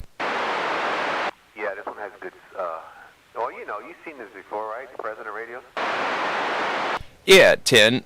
I mean, if you've seen the Stryker radios, like the 955 and the 655, those have a huge, well-designed aluminum heatsink in the back. And this one, the heatsink is the whole back of the radio, and it's really small, and there's not a lot of fins. It's mostly just a block of aluminum. Yeah. You know, is that one, is that replaceable? Can that heatsink come off in the back there? No, and that's the other problem is it's built into part of the case. Like, I mean, it can, but you have to take the whole back of the radio off with it. And what I've been thinking about doing is just trying to design some sort of clamp-on fan kit for the back of it and call it good. That'll keep it from getting too hot and popping those IRF 520s in the back of it. That's the problem with those transistors is if they get too hot, they have a tendency to actually detonate when they blow up. So you find pieces of transistor in the back of the radio. Oh, wow. That's almost like you can strap a C4 on it and let it get hot, you know, when you want to commit suicide. And just talk on the radio all day and see what happens, you know? Yeah, I don't know what's inside that thing that goes off like that. Whether if it arcs or whatever, but it shatters the ceramic of the transistor pretty easily. There's no way to put a fan on it, huh? Not the way they have it designed. I'm thinking if I drill and tap the holes right, I can put a couple of micro fans on the back of it and screw it into it, and it would be more effective than it is. But yeah, and that's the thing. Every other radio chassis I've seen like this, where it has a heat sink that isn't really great like that, it does actually have fans on the back of it. Yeah. You know, like this radio here, I had it on. It was on all day, and I'm feeling it. It's just barely warm in it. You know, the heat sink is barely warm. I can barely feel the heat on it, man. It's not. Yeah, it just doesn't get really hot, you know? And I'm sitting on a 1.0 match on both my meters here. Both the radio and the meter I got going out to the antenna. And 0 reflect. And it's still getting quite toasty. Wow. Yeah, I got a 1.0 match on this too, on the base antenna. Yeah, I mean, I'm sure you can design something if you want to spend the time to do that, you know. Some way to really cool that down and, you know, I don't know, the type of radio that is, that's not right, if you ask me, you know, letting the radio get hot like that. Well, it's not good for it, but, I mean, it hasn't blown up yet.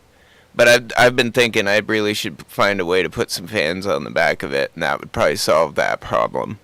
You know, it actually get the fins on the back that are there to radiate some heat off the back instead of the rest of the radio. Yeah.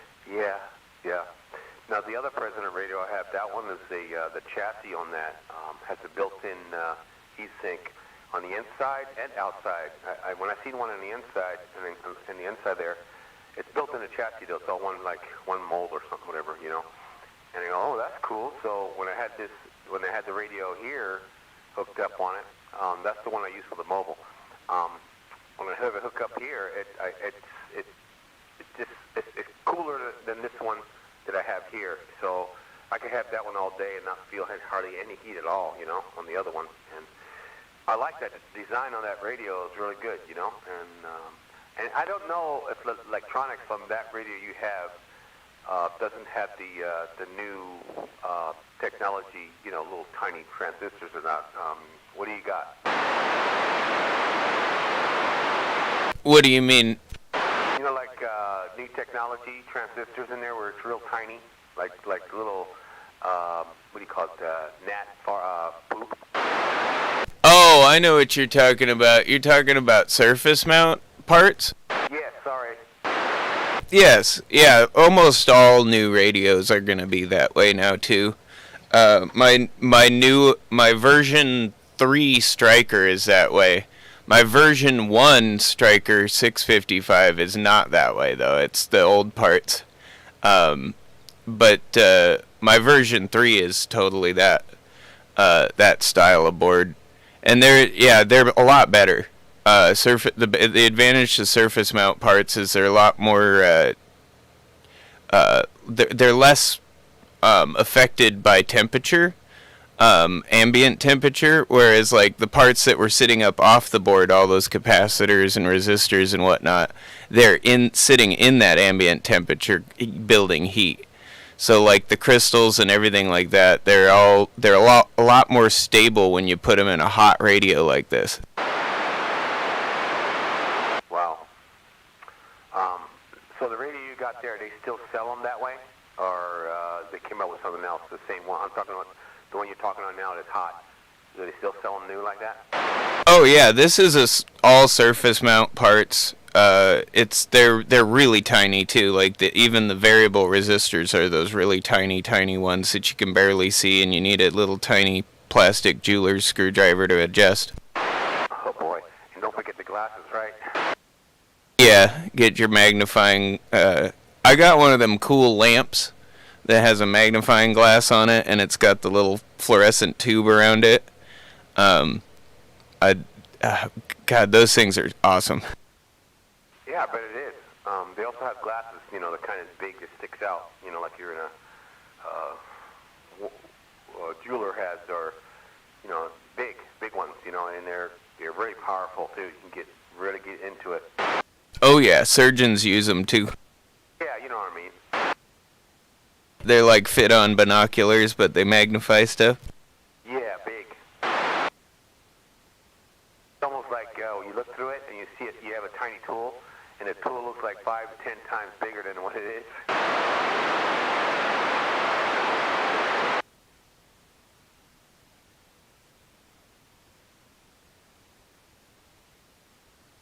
Yeah, I mean, I will admit, like, this is a really good radio for the size of it. I mean, it's smaller, actually, because of the heatsink, than, like, a Magnum 257, and it does roughly about the same power as one of those did. Okay, what's how much power do you push on it without extra help on the outside? Well, this is 20... I adjusted some of it for this. This is 20 watts of FM carrier. That's about the most I can get stable out of this, without it having start to really get hot. Like right now, I have it set on 40 watts on this thing. It's pushing 40 watts, and that's as far as I want to go. I can go 50, but it's 50 watts. I mean, 40 watts, and that's it. That's where it's adjusted to. Yeah, this one doesn't seem to like a lot of carrier, but it's probably how the final section is biased. It's three like IRF 520 finals. So I'm thinking it's the biasing in that is set up more for sideband, so it doesn't like it if you try to turn the FM carrier up. Like, you can do that in all your presidents. You can pretty much turn it up to like 50 watts, and they don't seem to really have a problem with it. Yeah, this one here is running 50 watts on the FM, and let me hold on a second.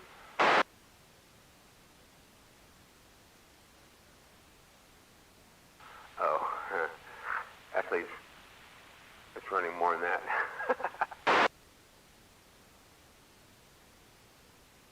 I think the final section in this is just a little bit more sensitive bias. Is why I can't get the, you know, I can't even really get 30 watts without it. It started to get really hot when I had it set for 30 watts of FM on high. Yeah, I just turned it down. It still sounds the same.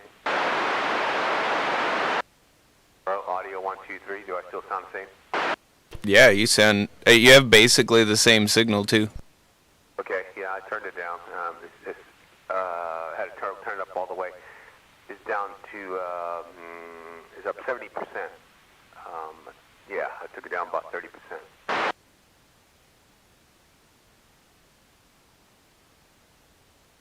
I think we got good enough connection on the antennas that you could probably turn it all the way down and I would still hear you just fine. Okay, let me see. Okay, audio 1, 2, 3, hear me?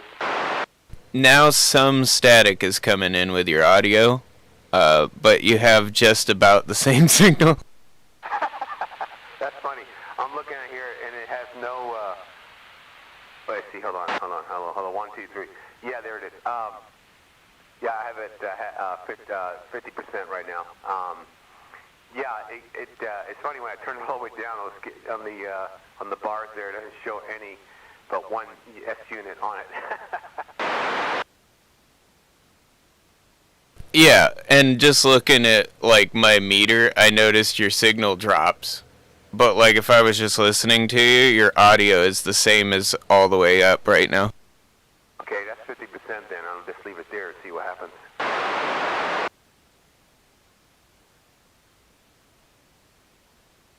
Stock locals should be just fine. Well, that's the thing with FM too. As long as you got a good enough signal in between stations, you don't really, like, power doesn't matter too much because the audio is always going to be there as long as the radio's got a good solid signal on you. Yeah, true. I know, it's just, and the quality's there too on FM, and you know, I just wish we had FM when the CB started instead of AM, man. You know what I'm saying? That it should have been FM. Yeah, like they had in Europe, and they also opened up like the 12 meter all the way down to like 24 megahertz for them too for CB. Yeah. So mine goes down to 24 megahertz and also to 31 on this one. Anyway, that's where it's opened up. What it says anyway. That's partially why all of these were considered export radios. It's because you can use them over in Europe without a license, but here in the United States we were limited. The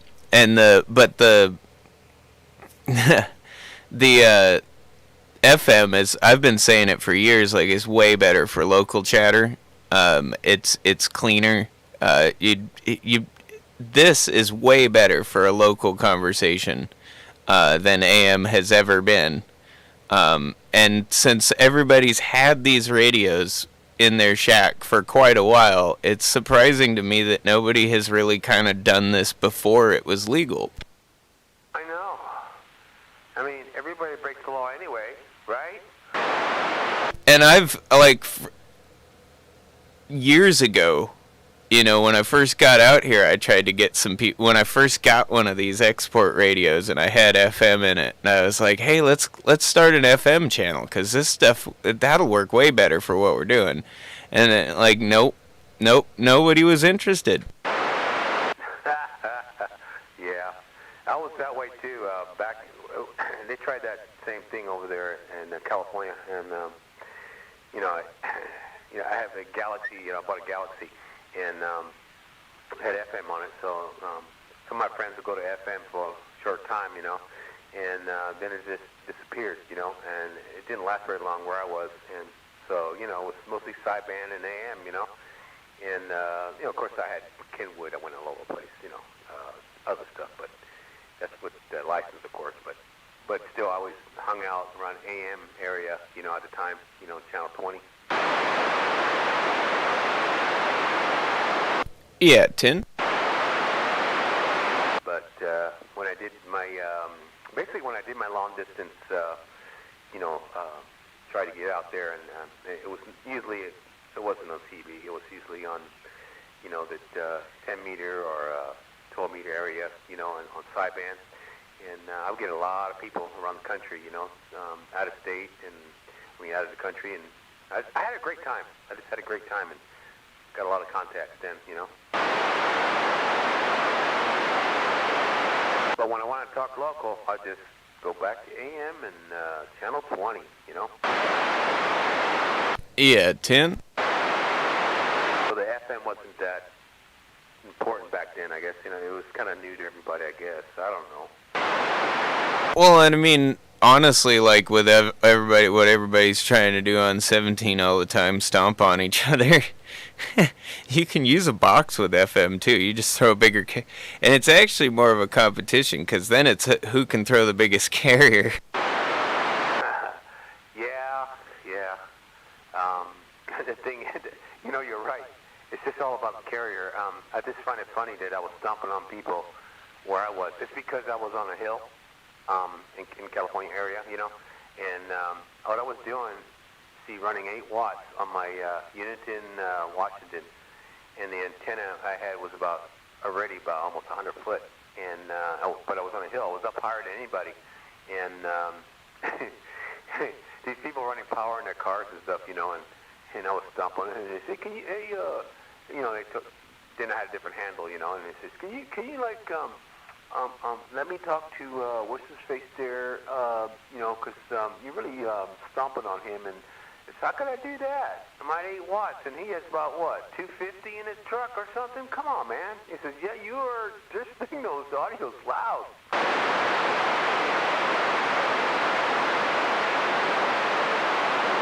Yeah, my friend Eclipse that lived down in Portland at the time, when I was up by Capitol Peak, because being up on a hill works the same way with FM too, it just works better. That's actually how we were able to talk together back and forth from Portland cleanly, is using FM with amplifiers. Because like we even tried it on a clean channel, and I could hear him, but he could barely hear me where he was at in Portland. But on FM, I mean, we were talking like we were in the room together. I mean, he barely had any signal on me still, but, you know, I mean, we were sitting there talking with, you know, radio to radio just fine. Yeah, it just shows you, if you were just a little bit more higher even where you were, and even though you were high, but if you were just a little bit higher, you'd probably get a little bit better too. Well, I mean, it was the elevation 100%. That's why I could hear him and he could actually hear me with just my radio in the car. I mean, that's all it was God, I think I was running the Striker, the version 1, and I had the carrier turned all the way up on FM, and I was sitting up on the hill there. And he was running one of his old Magnums, I think, or a Galaxy, and he had his amplifier on with the carrier about as high as he dared put it. Oh boy. But it worked out, didn't it? Worked great. I mean, it worked every bit as good. Like, I could hear him better than anybody else, any other big strapper down there in Portland, you know. That's cool. You know, I got Portland several times on sideband, you know, so that was pretty cool from where I'm at, and there's a couple of guys I got to talk to down there, and it's funny that I was in Portland. I would talk to a couple of guys down there, but the other people I know that's in Chehalis, Centralia area, I can barely hear them, but I can hear these other guys in Portland really loud. It's just location, you know, and that's what you have to look at. It is, and it's like you were in your location, and it makes a big difference. Oh, absolutely. I mean, and where FM's concerned, like the old hamster arithmetic on when you should buy an amplifier or up the power is if the people you can hear can't hear you. And FM's a perfect example of that. You don't need power until the people you can hear can't hear you. Yeah. And, you know,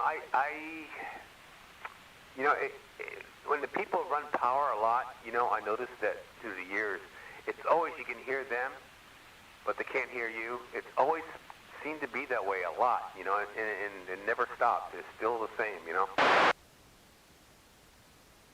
Well, that's how you're supposed to do that, is if you really want to get out farther, but you can, like, that's, every hamster will tell you, like, you don't add power to your radio. Most radios do enough, anyways. 100 watts is enough to get out anywhere on the ham bands. You know, you don't add power to your radio until you've added an antenna with gain, and then you can hear people that you can't talk to because you don't have enough power. That's when you add power. What, to bring your RF come in, or, I mean, you know what I'm talking about. No, like when the RF coming in is greater than the RF going out, that's when you need to add power. Oh. Yeah, okay.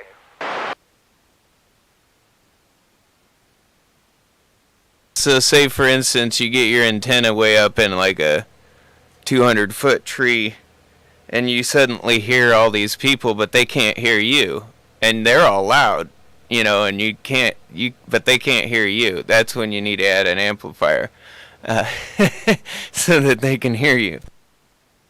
Yeah, but I'll never do that. Yeah, and I don't know that I need to talk that far all the time. Yeah, I get contacts from out of state. I'm sure you heard me on this before, right?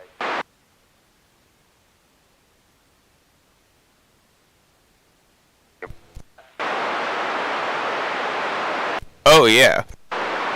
Yeah, I got one this morning, and it just depends, you know. I just find it amazing that he was hitting me at S9, I was hitting him at S9 plus, you know, and on FM it's just different.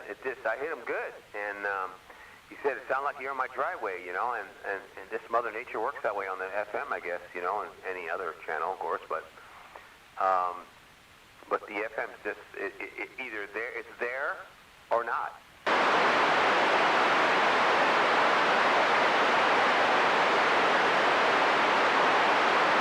The ones that are low on a signal and they get a little static behind them is the ones that can't hear me. Yeah, 10. So, sorry, I heard somebody out there, I think.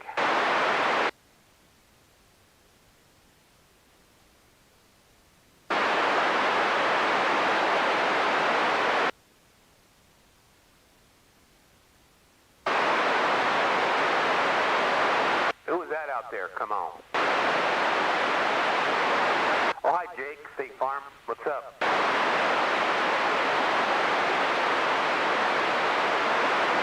What's going on with your... You used to be up there. Well, what'd you do? What's going on, man? You gotta buy a couple tubes? Okay. Wow. So you're on the old radio.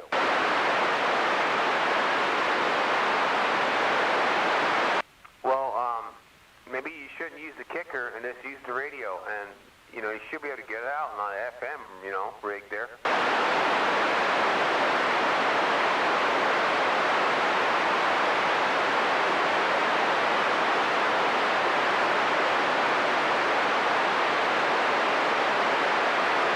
I might have to take a break for a minute. I'll be right back. And yeah, Jake, turn up the carrier on your radio all the way when you're talking on FM. That'll help.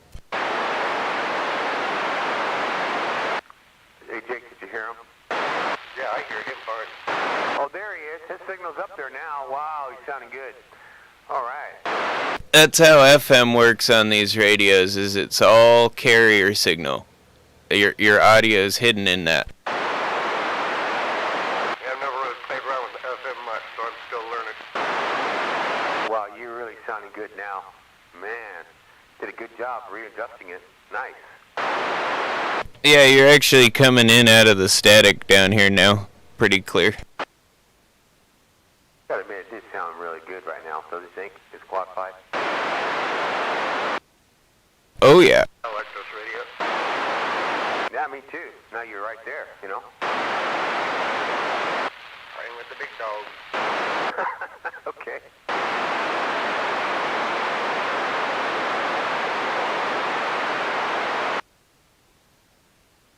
Oh, did you get your internet in yet? I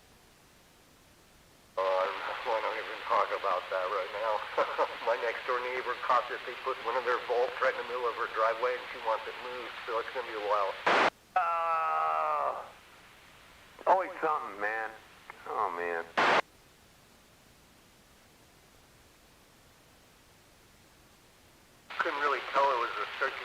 because it's all overgrown with weeds, but she happened to catch it and talk to them, and they were pissed because they got to move the box. Oh, brother. All right. Always something to make things go slower, right? Thing is, the lady hardly visits her property or anything like that, so it's kind of stupid in my view.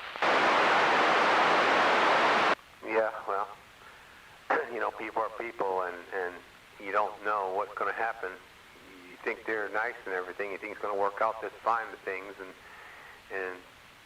things surprise you. What? What? Are you serious? You know, that kind of thing, you know? What do you think they designed these vaults? Because they go in the ground, they're pretty much flush with the ground. You just think they designed them so they could be driven over and she wouldn't have to worry about it. So she's complaining about that? I know, I find it petty. It's petty.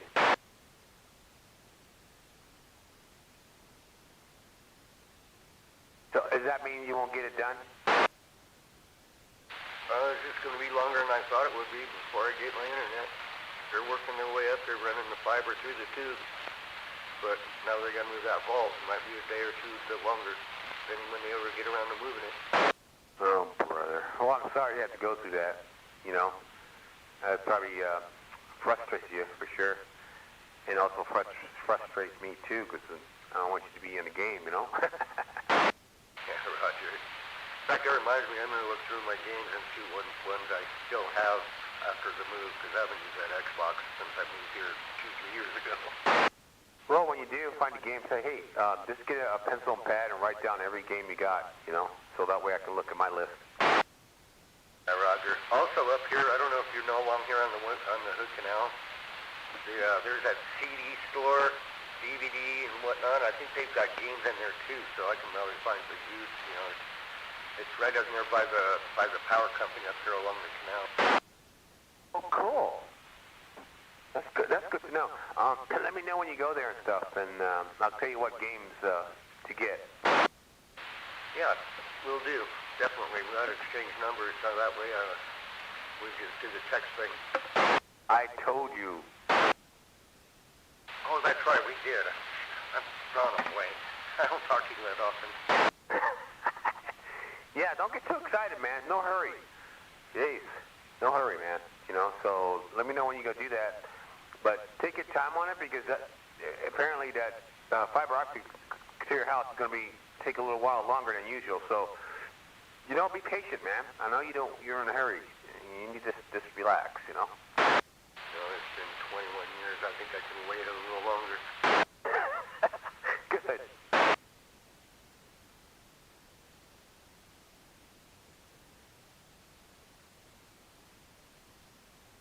How's your relative there?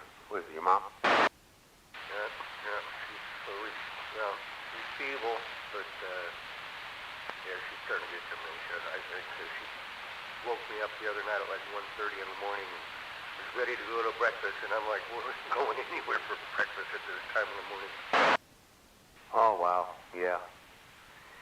Yeah, I'm sorry you have to put up with that.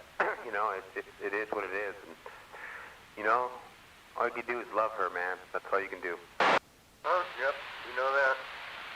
We're all going to go sometime. It is just sometimes it's hard, really hard, you know, to go through that, what you're doing, you know. It just makes it really rough because, you know, a rough ending is a rough ending, and you always have that in your mind the rest of your life, you know. Yeah, it's even tougher being the only one doing it because she doesn't have any friends.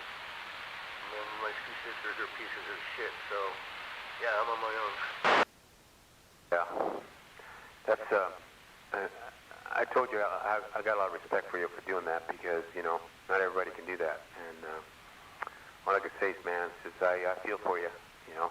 So just keep at it and just show a lot of love to her and patience with that because it'll get harder and harder as you go, you know, and it's going to be tough and rough. Yeah, I know. That's one thing I'm learning to try and do is have more patience because it's just get go having to repeat the same stuff over and over and over. Oh yeah, get tired of it, of course, you know. But you just shake your head. So what? I love my mom. I love her. I want to do things for her, but man, doing this over and over again, it's just too tough. I get it, you know.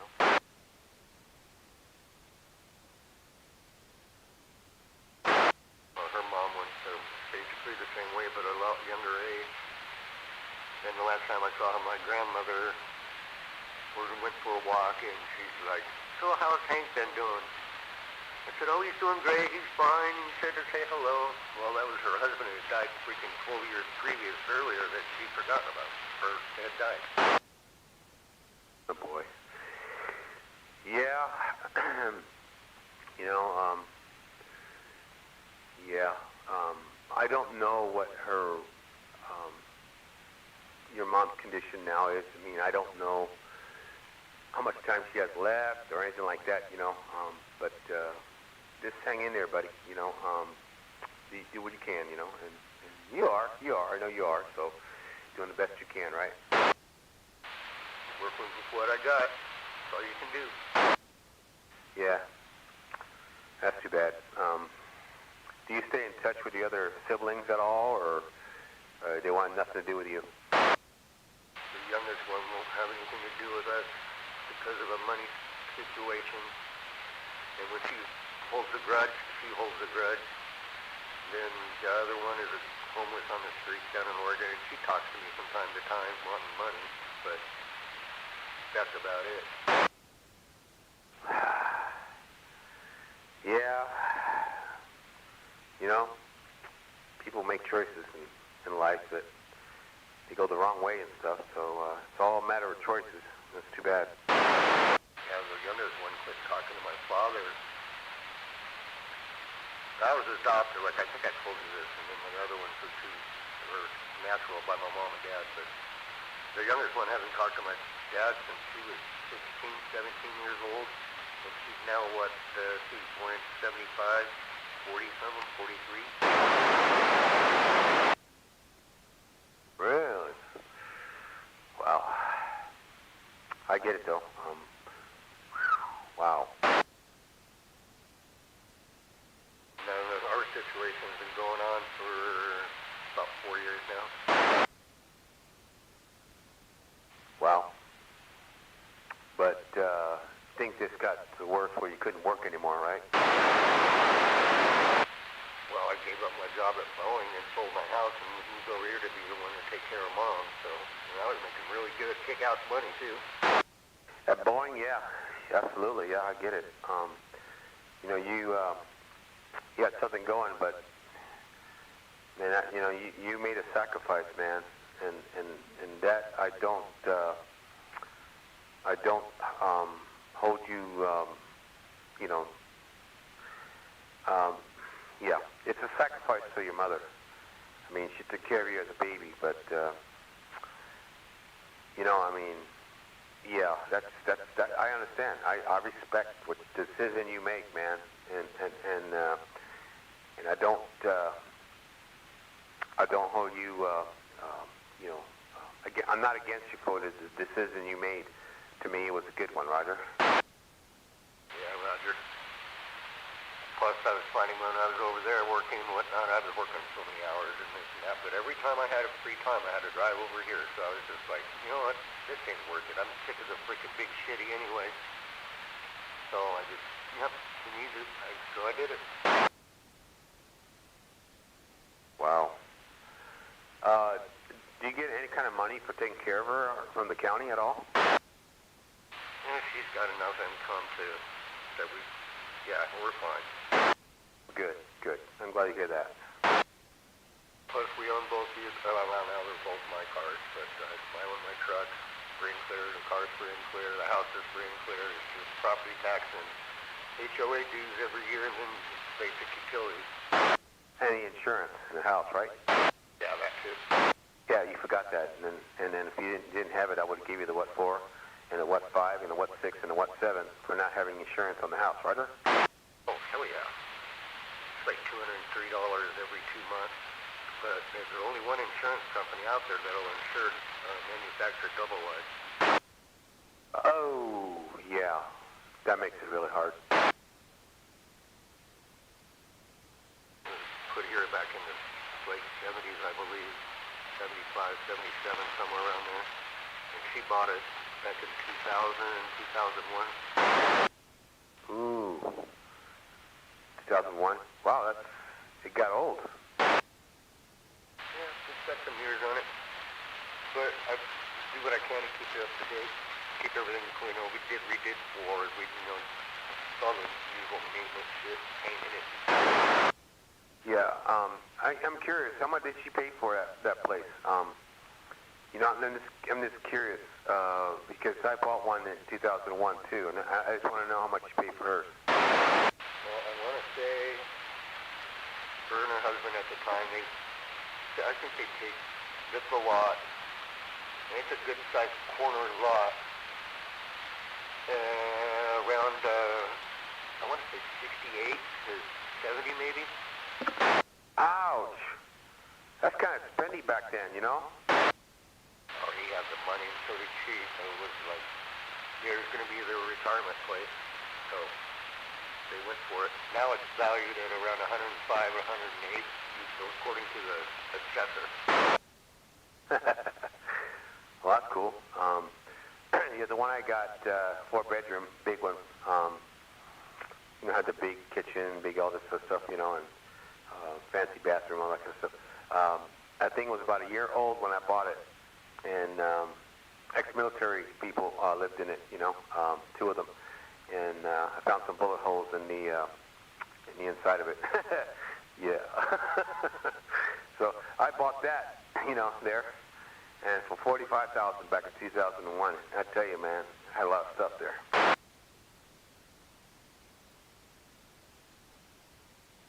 This place only had one previous owner. I think about it, and he probably died here, and then my mom and Jenny bought it. Yeah, that's cool. Well, I mean, if it's paid for, everything, good. That's a good thing.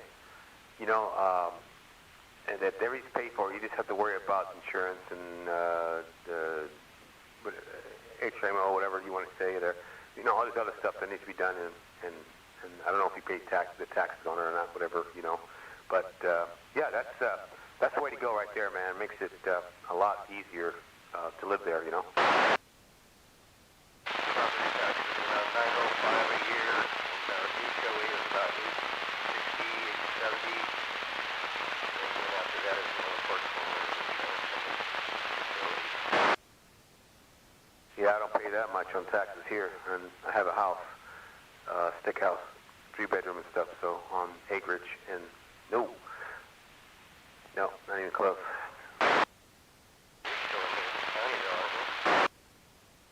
Yeah, it's in Shelton over here. Yeah, it's, the HOA covers all, the nice thing with the HOA is it covers all your water, so you don't pay water bill, as well as the snow removal and the maintenance on the water lines, plus we have a swimming pool up there in the clubhouse, with a pool table, and so we got all a little tiny lake up here. It's actually a nice place, except in the summer when all the terrorists come to town. That's funny. Are they all from California or something? No, it's just, there's about 600 some odd lots, I believe. 590 or something like that, but there's about only 115 of us that are year-rounders. Wow. That's interesting. So this is like a weekend getaway for all the That's terrible. Oh, man.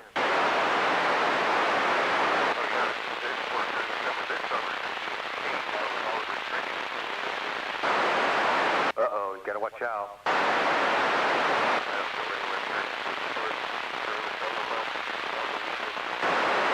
Yeah.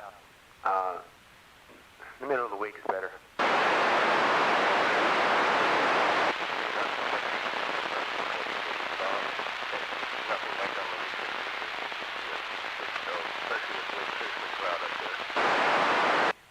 Yeah, weekends used to be pretty good, in the old days, but weekends don't mean nothing anymore. Well, you basically are first, that's the way, seldom, yeah, it's probably not too much of an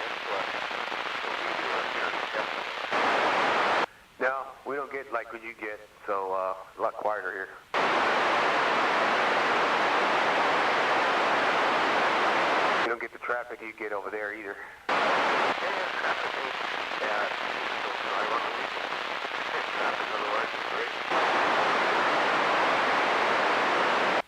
Yeah. But I'm glad I moved out here, man. It's the best thing I ever done. You know, from over there where I used to live. The Olympia area. Woo!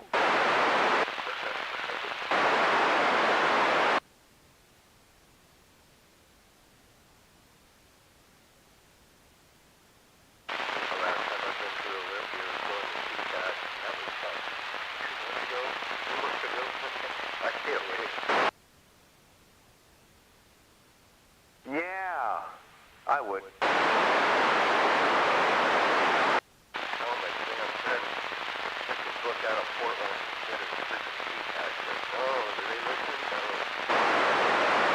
They wanted to go to ch17, huh? It's a little bit longer drive to go to Portland, but it's so much faster in and out of the roads. You get just like 17 miles going up I-5 corridor, so you kind of make up the time difference. Yeah, I heard a lot of good things that over there in Portland Airport. It's a better way to go, better way to pick up and leave, you know, and without any issues. And yeah, you know, and I've been to that the ch17 over here. I tell you, man, I don't like it. Nope. And I always tell my friends when you want me to pick them up that they go on the departure side of the freaking driveway and don't go out to the arrival because that's where the shit goes and what time they come in. So they go to the departure usually in and out on ch17, but it's just the drive to freaking hell. Yeah.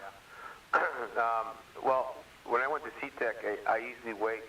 I get there early, and I wait in the waiting parking lot. I'm sure you know where that is. And then they, when they arrive, when they start coming outside, they tell me that they're here and they're going to be at the front door in a minute or so.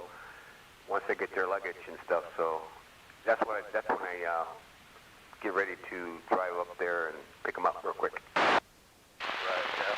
Yeah, I made friends with that cell phone lot. You know what I'm talking about. Oh, yeah. Never tried a radio there yet, so who knows? I don't even drive the truck. I don't have a radio in the car for TV stuff, but the truck's pretty expensive now. Oh, yeah, you want to drive the car, huh? Because save on gas. Yeah, 26 miles a gallon versus 13. Yeah. Yeah. So what do you do? Do you let that truck just sit there? No, I take it out here and there. I go climbing the mountains and whatnot, play on the radio. But freaking gas up here is like 4.79 now or whatever. Yeah, I get it down to about a half a tank and I top it off and it's around 50, 60 gallons and it's not cheap. Yeah, that's keep that thing full because, you know, if you let it go empty, you're going to be paying a lot of money, man. That's why it's right now. Oh. Just at a half a tank. I fill up for it. Yeah. Oh, well. I'm sure gas prices are going to even go up a little bit more, so it is what it is. Yeah, I know. That's why I'm driving down a little bit of top off because I don't want to go higher than I do need to top it off. Yeah. Yeah, I think that'd be the smart thing to do, man. I would do that.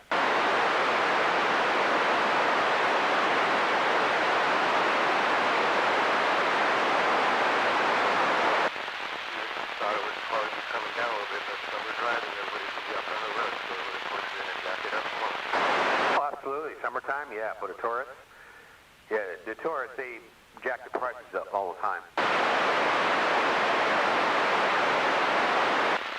when it's over 5 something, it's 5 and a quarter or something for the small free stuff, for the generator gas and the small motor stuff. Even the generator gas and mower and stuff like that, that's starting to get expensive on gas-wise, you know? Oh, yeah, that's all free stuff. Well, everything's going up. You know how it is.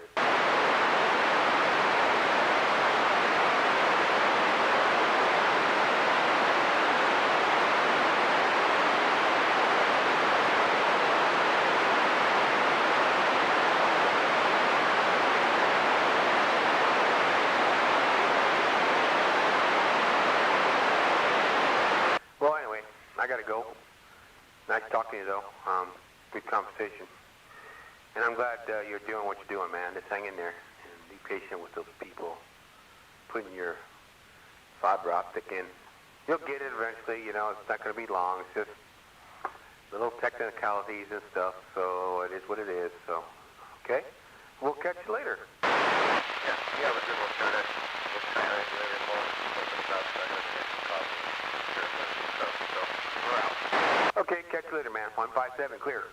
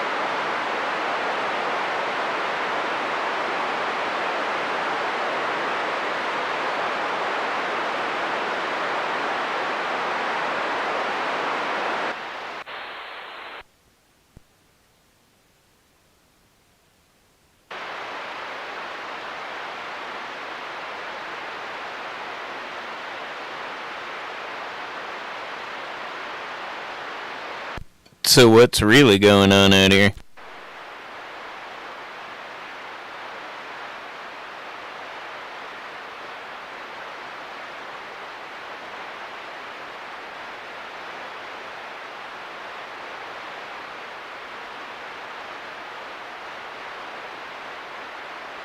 Did I miss all the fun?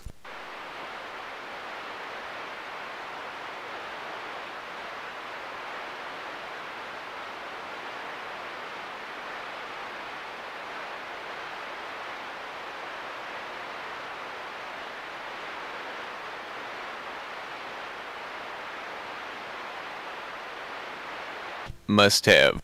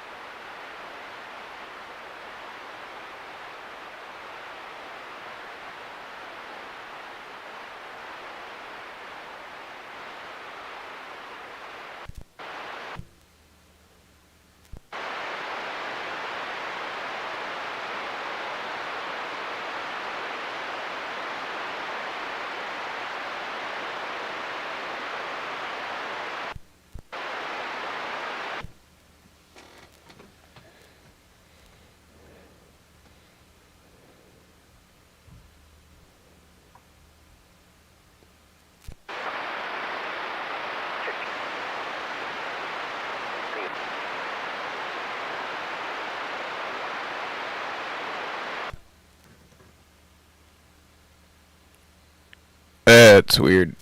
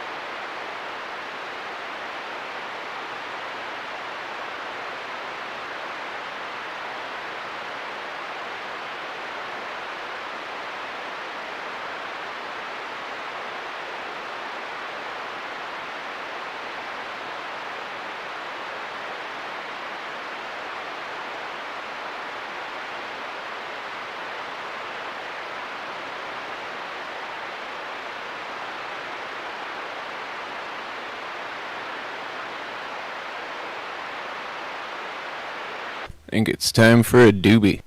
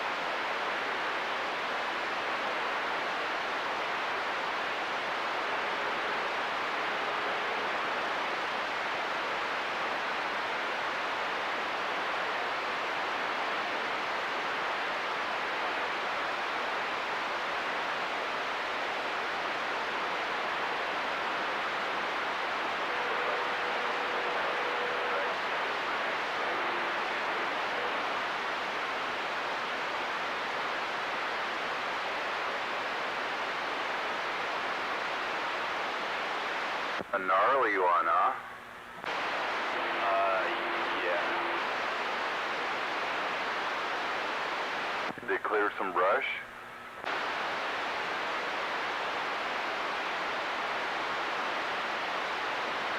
They get some pretty gnarly wrecks there along Deer Creek.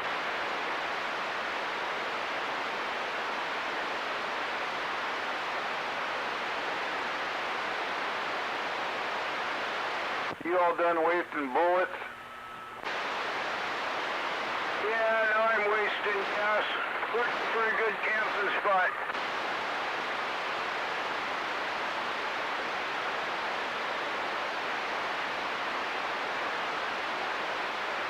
I hope you brought a tarp if you're camping. Are you sleeping in your car? No, I'm not camping this time of year. Looking for a good spot to bring the boys up. Camping later on when it warms up. I found a good spot up off the North Rim Trail, but the damn gate's locked for an active forestry operation.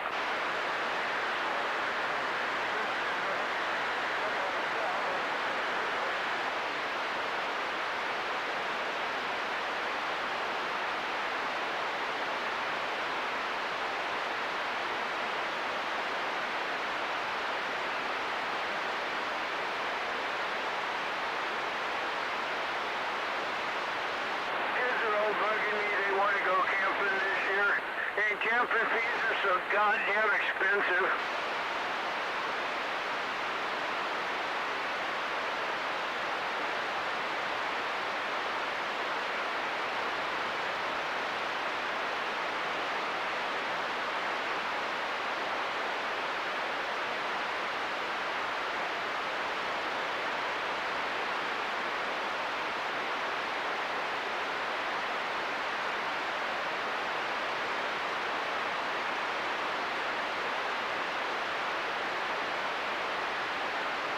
Lots of room in my front yard for a tent.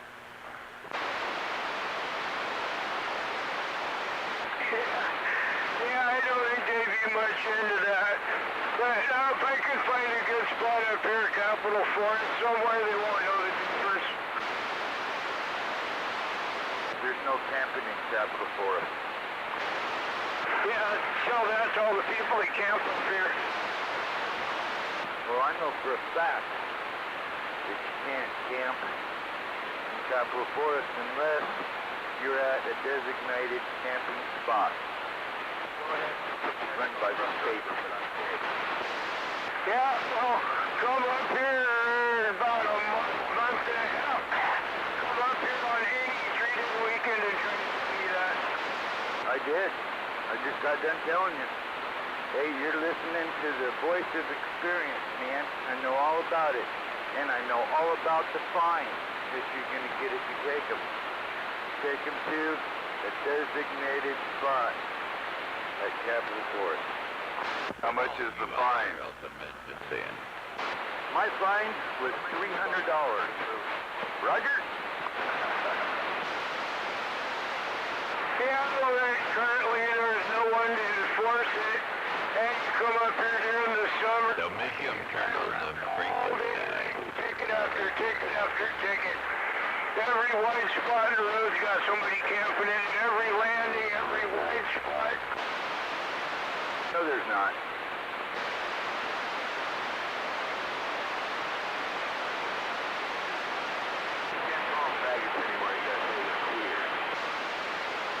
That's a happy day.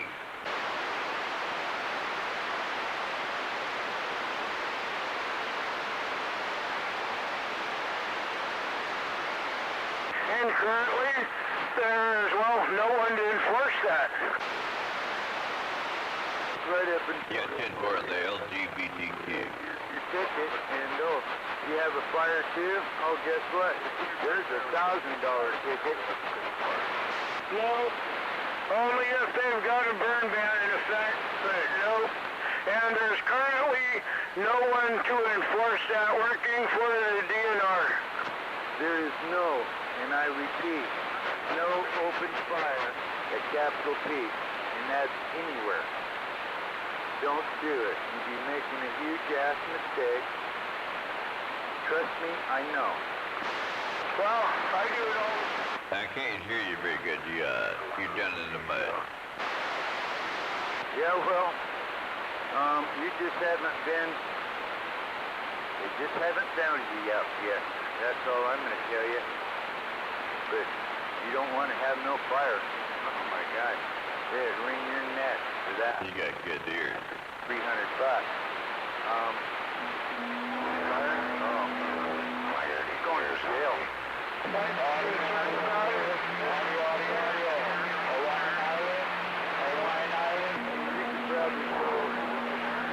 Anywhere else, just capital P. Goddamn fire stick, goddamn. There's no one to enforce it.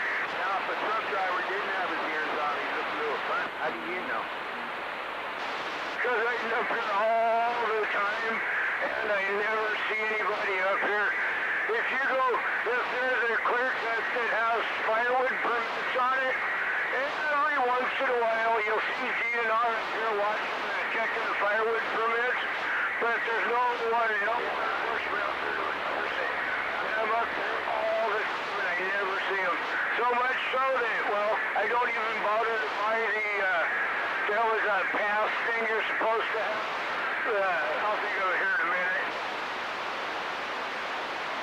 No, you don't. That's not required there. At capital P, that pass. But you still can't have a fire. There's no camping except for there's a few designated camping spots that are set up for camping, and they are free. First come, first served basis. God damn it, I can't think of what they call that permit thing you're supposed to have up here. Discover Pass. That's it, the Discover Pass. I don't ever bother to buy it because, well, there's no one to enforce it. I thought they called it Inslee's pocket money. Yep, I used to buy it till I figured out, you know, why waste my money on this shit? There's no one to enforce it anyway. Right up until they write you a ticket.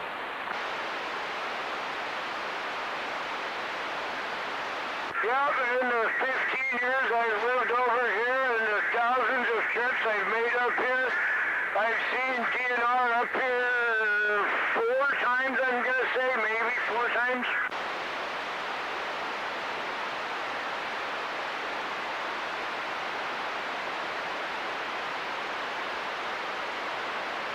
Okay, well, go have fun. Have fun with all that, okay?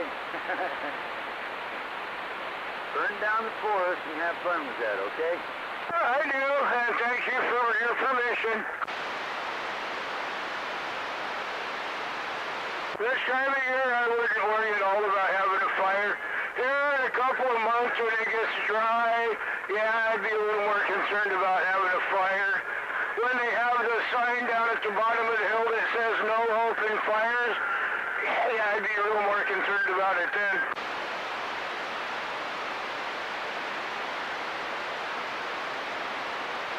Well, it seems that you know everything and pretty confident in yourself.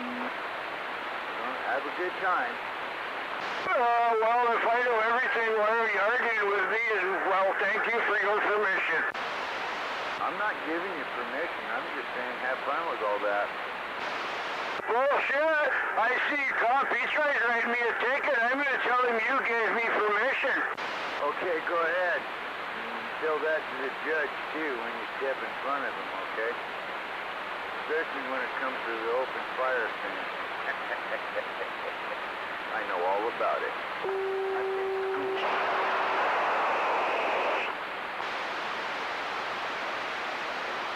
Yeah, I'm subject to prosecution, I guess. But I like listening to their arguments. I'm gonna wave a hand anyway. How you gonna prosecute 2 bags in a white truck? Or a white semi?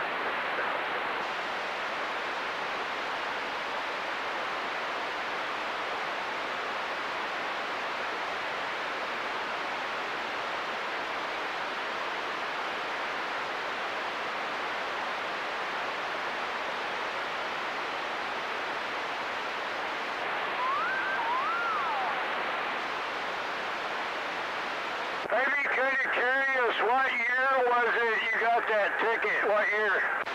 That was last year. Last year, it was the opening day of camping season. Last year?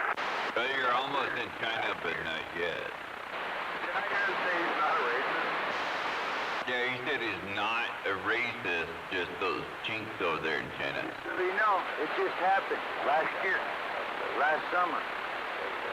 All the camping spots were full. I thought, well, shit, I'll just find me a little camping spot. And sure enough, here come the stater.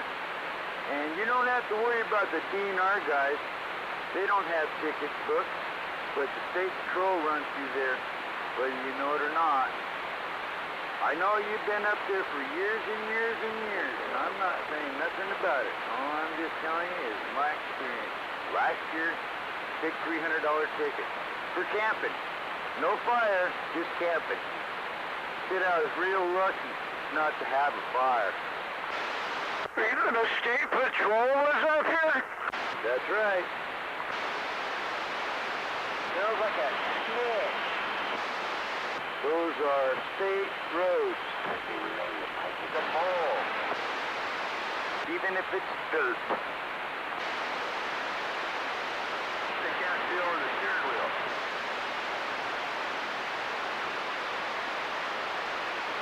There's a couple places that you can camp, but they are designated with fire pits and they have camp hosts.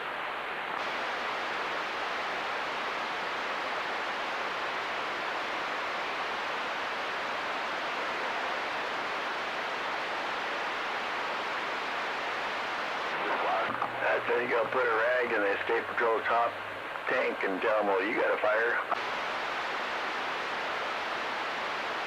I wasn't gonna argue with the stater.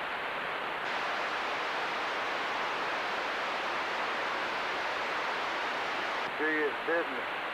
Me, Caleb, and my grandson Joseph, we all three, Rosie's kids, we all three got tickets.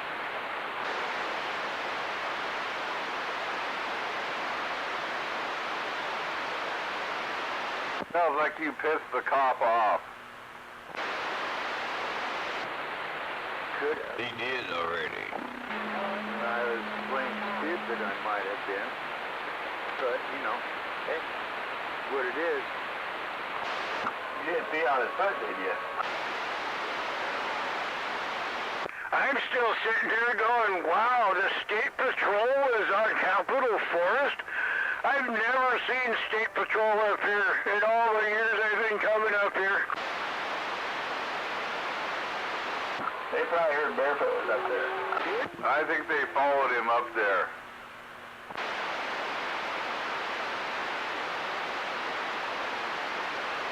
No, I think the stater was kind of pissed that I was camping. My grandson wasn't 21. He was 20.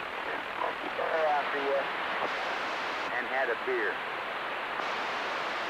Oh, so you did piss him off. You were contributing to minors. But I didn't get popped for that. I got popped for fucking camping. Got popped for stupidity. I'm curious why the hell state patrol would have been up here. That's kind of what's got me going. That's pretty unusual. Yeah, as many times as I've never seen state patrol up here. I've seen DNR, and the DNR absolutely has a ticket book. Some of them are not law enforcement, but that one guy that says Ranger on his truck, he's got a gun and a ticket book. I'll tell you what, when all the idiots were told to stay in their houses and they did, I seen the state patrol up in the mountains then. And I asked him, I said, hey, am I going to come being up there? And he goes, no, I don't care if you're up here. And he just rolled his window back up. State patrol.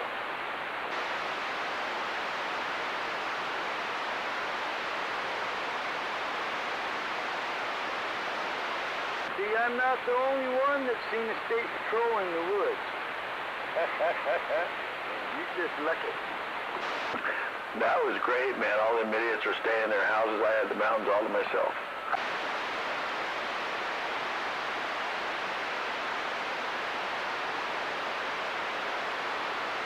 Well, they're cheap people to think, oh, we'll still have to return.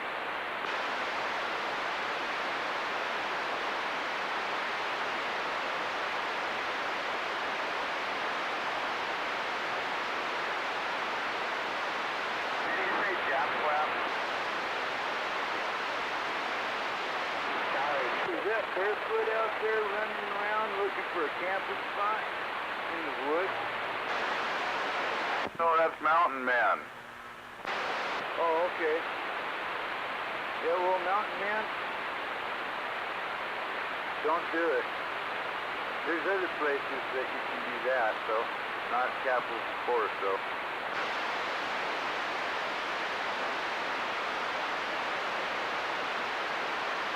I don't think he's scared. Hell, I see who's up here and I see law enforcement. Fuck, I see more people up here stealing brush than I see law enforcement. Yeah, that's crazy that they would write him a ticket for camping up here as many people as I see up here camping in the summer. That's kind of weird. I think it was the contributing to minors part. I think it was a made-up story. Oh, yeah, if he was giving kids alcohol, that's what got him in trouble. Shit talker.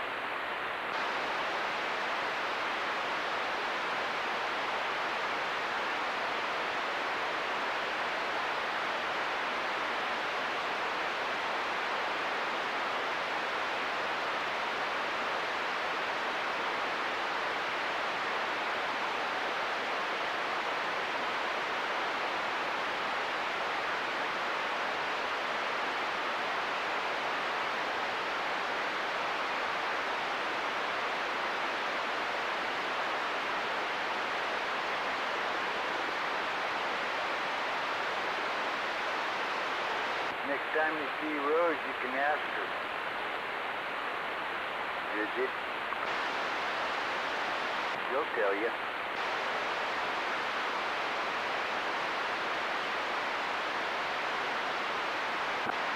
I don't have a reason to not believe you. I think it's pretty fucked up. I've never heard it before. I think it's just a freaking pig being a pig. Probably during that COVID time when they all thought that they were gods and they thought that freaking Inslee was yeah, never mind. I'm just gonna shut up. Hey, that's the most important thing you've ever said. Shut the fuck up. And a goddamn truth comes out of that guy's mouth. Hey, shit talker. There's a shit talking dumbass right there. Oh, shit talker. He talks a lot of shit for a homeless fuck. That's for sure. Well, anyway. Shit talker, you're not... Ding ding, here we go. Yeah, really. The guy don't know how to tell the truth about nothing. Lunchtime or is it game on time? Fucking faggot. Fucking... I don't have paranoia, I get schizophrenia. That's the difference. First I've ever met in my life, besides being a liar. So anybody out there wants to hear shit talker, go ahead and listen to it. He ain't nothing but a pile of crap. He's not that quiet. I hope that seat's working out for you, good Slayer, because I threw your old one to the dump.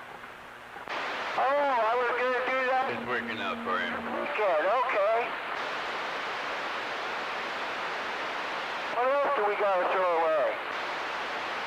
I think I did. I took a good load this morning. I'm good and cleaned up. Oh, Lord.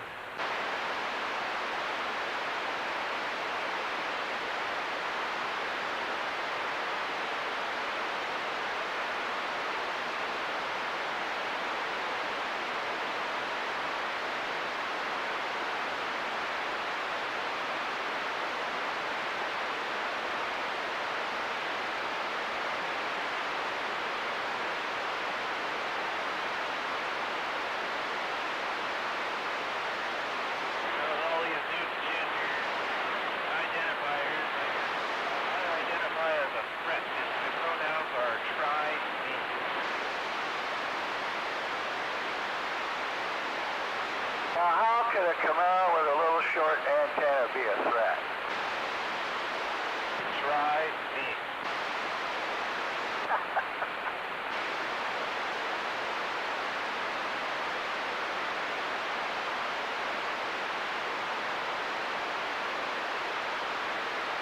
How's your day treating you?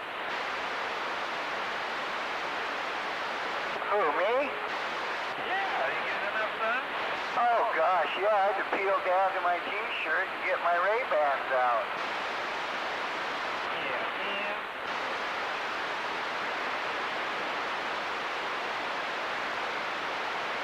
Hey, Ricky.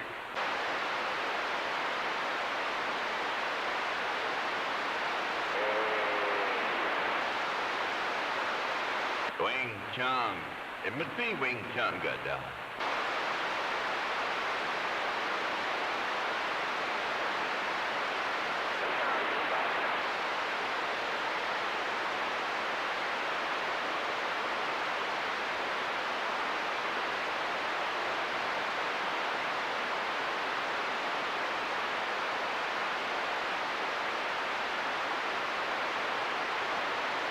Turn off my toolbox. Who I got in front of me?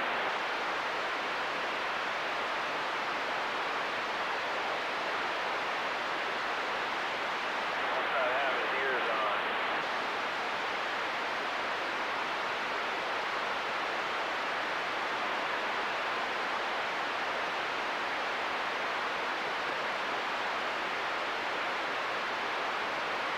Got two rabbit ears on his nut truck.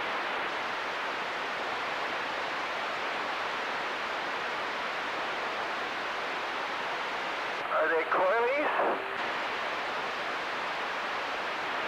was far ahead of me. I couldn't really tell.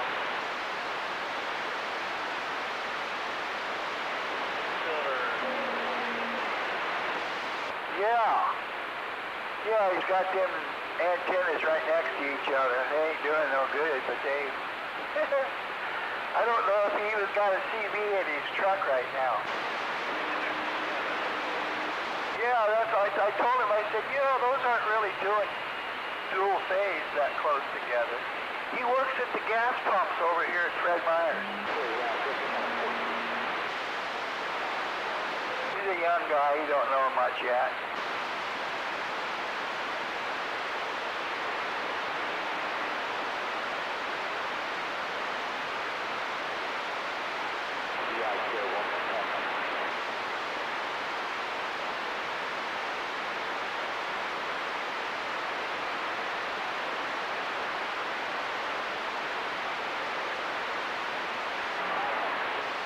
That Timber Lake reject, I don't tell untruths.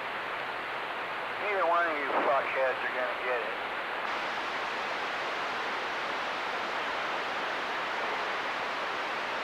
You could throw that fucking title away, fuckhead. I got another one. American-made car very often anymore either. Who are you talking to? You dumb fuck. I got another title. Stuff that one up your ass. You already got the title, you stupid fuck. If you lost, that's your problem. I gave it to you already. Run your fucking mouth. You're just a piece of shit. You got some people fooled. You use them for a while, and they'll find out too. Yeah, right. See how stupid you really are? I never got no fucking title. I went down and got another one. You can take that one and stuff it up your ass. Whatever fucking kind of game you're playing with your little buddy over there. I don't really give a fuck. You're the one that came out here running your mouth. Well, why wouldn't I? You must care. You're running your mouth. Head damage that don't know what the fuck he's doing. Why wouldn't somebody be upset at you? Well, you know consequences coming. It's a dumbass. That he's a dumbass. He says he doesn't care, but he's the one out here running his mouth. That's right. It's all good for the next thing. That is a metal case. And another one that did it to himself. So what the fuck? You want to have a spelling bee? You get in my car, I have to go spend $10 buying stuff to you stunk it up so fucking bad. Jeez. You wouldn't even bathe? Then you grab my seatbelt thing and you start yanking on it. You pull it all the way out, start yanking on it until you break it. You wonder why I just sort of walked away from you? I don't have a thing to do with you? You're not worth it. I learned a long time ago, people like you just cut the loss and let them go. Can't you feel the love? I know. Fucking dead. They go through 15,000 miles. Phil. Now Eli was told, let's feel something. I want everybody to know how fucking... You are what you are. I don't care. You're out of my hair. You're out of my life. You ain't nothing to me. You're a voice coming out of a box. Get in your place. What I miss? Yeah, right.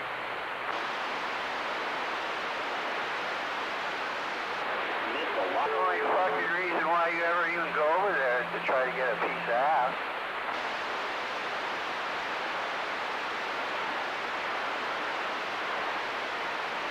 You don't remember any fucking hair. He doesn't miss nobody. I know, but ultimate tricker talking, so I'm staying back. Just keep going. Burn your bridges. Next time, there'll be nobody to pick you up. It'll be one of those old folks' homes. Oh, I know I'm getting to you because you're mouthing off before you even think with your brain. Oh, I'm sorry, what brain?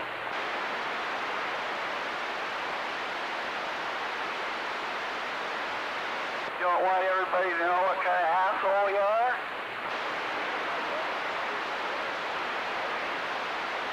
The only fucking reason why you did anything was money.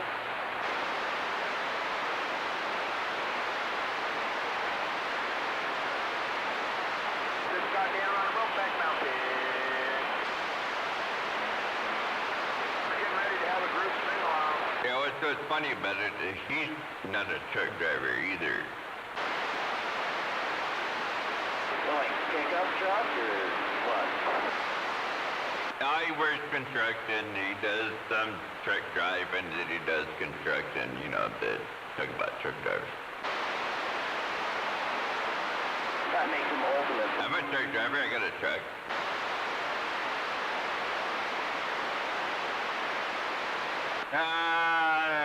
Same thing.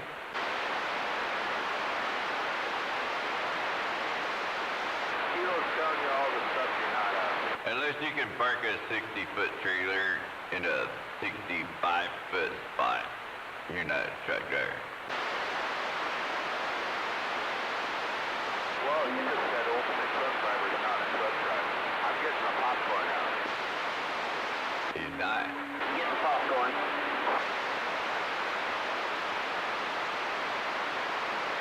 You know him yet there, Catfish? He's a contractor. I don't wear a white cowboy hat when I'm fishing. Hey, I lost mine last night somewhere. He don't wear a cowboy hat at all. He wears a soft cap. Sideways, right? A soft cap. It's soft.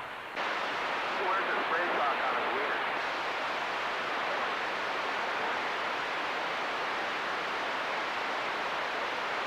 Well, don't say red. He just talked about the mountain and the white caps. He don't really have one. Don't say white cowboy hat and reservoir chips on Saturday. You're stealing my buzz. What if I just said chip?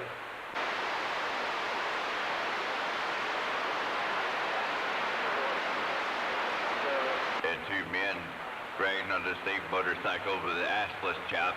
Yeah.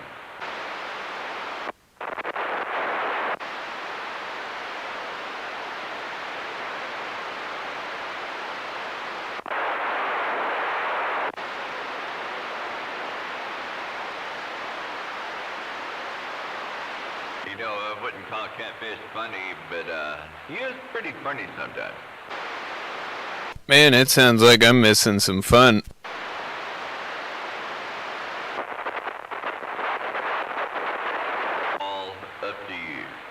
Oh, there's a carrier and a half with some scratchy.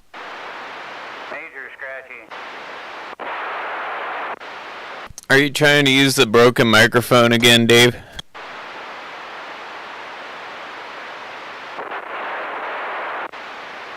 What the hell? It could be that. It's that much signal. Static, man, what are you doing there?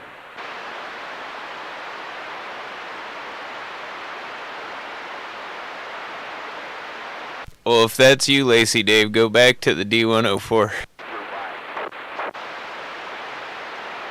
that answered your question. If that's you, Lacey Dave, go back to the bowl.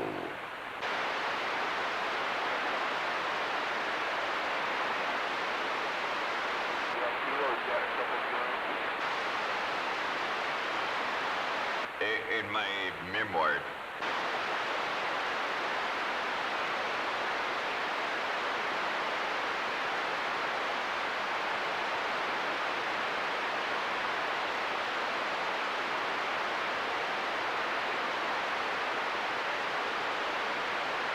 Go ahead for Dodge.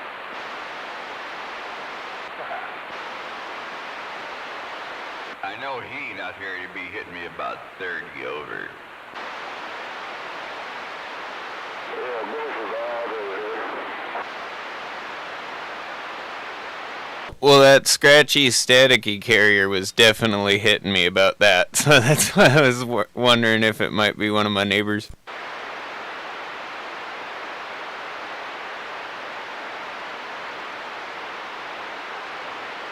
It sounded loud and clear here at Cafe, but I thought that was Steve Dave, but I couldn't understand.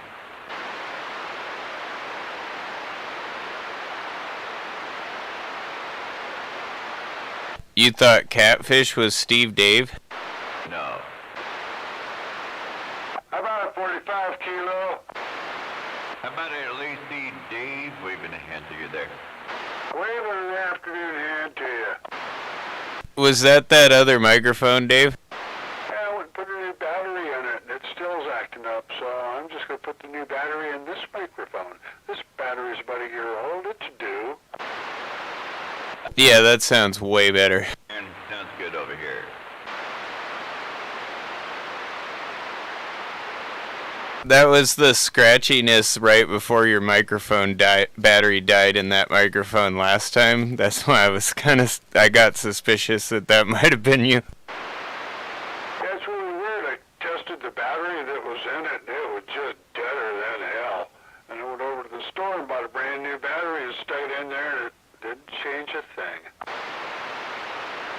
It might have a cap that's just not holding anything anymore and it's draining the batteries, and it finally quit, and that's why you don't have any audio anymore. Yeah, that or the aftermarket modification with the noise toys that was put in there may have caused other problems. That too, I've found that variables on the microphone gain and extra variables in the microphone sometimes have a tendency to get dirty and then cause some sort of weird connection issue in the microphone. But either way, that D104 is old reliable. Oh yeah, it's tried and true. It stands right there, and I just wished it was a bass key up rather than the chicken choker, but oh well. Hey, I told 522 where those things found a home at, and 522 was like, hell yeah, as long as Lacey D got it. I have a bass keying stand. I could probably give you if you want there, Dave. But the thing with the bass key that I don't like is those have a tendency to get scratchy faster. Because it's it doesn't push straight down on the pins like the chicken choker does. That's just straight down, up and down. Pretty much. Unless you get one of the really nice Silver Eagle D104s that's got both chicken choker and bass key up, then sometimes you can modify the spring in there for the bass key up portion of it and make it creak, like a creaking door or a creaking rocker. I knew this guy long ago. He had a D104 before that was done to that. Every time he teed up, he'd go, you hear this creak, and it was unmistakable. Yep, and my Silver Eagle does that. But the other one I have isn't doing that yet, but it'll probably do that. And that one's just the normal tug stand with the bass key and the chicken choker on it. This one? No, the other one I got, the black one, that's not the Silver Eagle stand. Yeah, a long time ago, I should say. Yeah, it was actually, probably, it was over 25 years ago. A bunch of CBers got together and we're going to pile into the cars and all head down to Salem where they were going to have a big ham fest going on there at the county fairgrounds. And they had all sorts of shit happening everywhere down there. That was a fun time. But they had a black D104 that they wanted. It was over $200 for it. And it was a pretty microphone, but there's no hell I was going to pay that much for that microphone. Well, if it was like a Night Eagle or a Night K Eagle, I'd go with it for $200 these days. Those are like $300 to $400 if you find somebody that wants to sell theirs in good condition. But yeah, I got this Silver Eagle by chance. I ordered it with 2 D104s. And I had given the other one to Beavis, but it didn't work very well. And I brought it back and kind of fixed it up, and he didn't like it, so it's just sitting here on the shelf now. But it's got the black bass, and then I got my original D104, and it's got that gray bass. And that's still the best microphone D104 wise I have, is that old school one. That's what this is: gray bass, chrome stand, chrome head, both sides. Chicken choker key up. Yep, and like the only difference that I can tell between that one and the black stand that I have is it has the key up on the base as well as the chicken choker, but the boards are the same. That's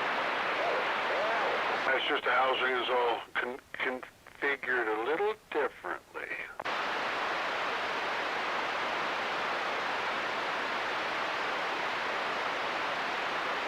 The Silver Eagle I have, though, is a newer one. It's definitely not the older one. It's got the newer style circuit boards. I suspect it's like late 80s, early 90s, around when they stopped making them. Almost. I was looking at them online. I almost got a new voice cartridge for this D104. It was a high-definition cartridge. But if I did that, it'd probably make it sound like a Lincoln or a Washington or no, one of those mobiles. One of those Anytones that make it sound like that. They make it sound a little more bassy, and it's only because that like those big diaphragms, for whatever reason, they don't pick up a lot of the low frequency or the mid bass, or at least the boards in them don't. But the microphone the element that replacement you can find on eBay that the hamsters like to use when those blow out, that one does. And it changes the overall tone to make it sound more like a Night K Eagles tone or the Special, where they had that kind of bassier element to it. The diaphragms hear what they hear, and the boards process the sound and make it into a understandable product. Yeah, Tin. But they did have a different diaphragm in the Special and the Night K Eagle and I think the Golden Eagle than even the Silver Eagle or the other D104s, and that made a lot of difference because the element was a wider range. But yeah, those little tiny high-Z elements work really good in here, from what I understand, to broaden that out. So that people like me don't sound so nasally on it, like they do when they're trying to talk on one. Did you ever see Motor Mouth's D104, the gold one that he has? Oh yeah, the one with the brown cord to match his Browning that goes with it. Yeah, that one. I kind of wonder what he did to rub all that gold off. Well, it's only gold plate.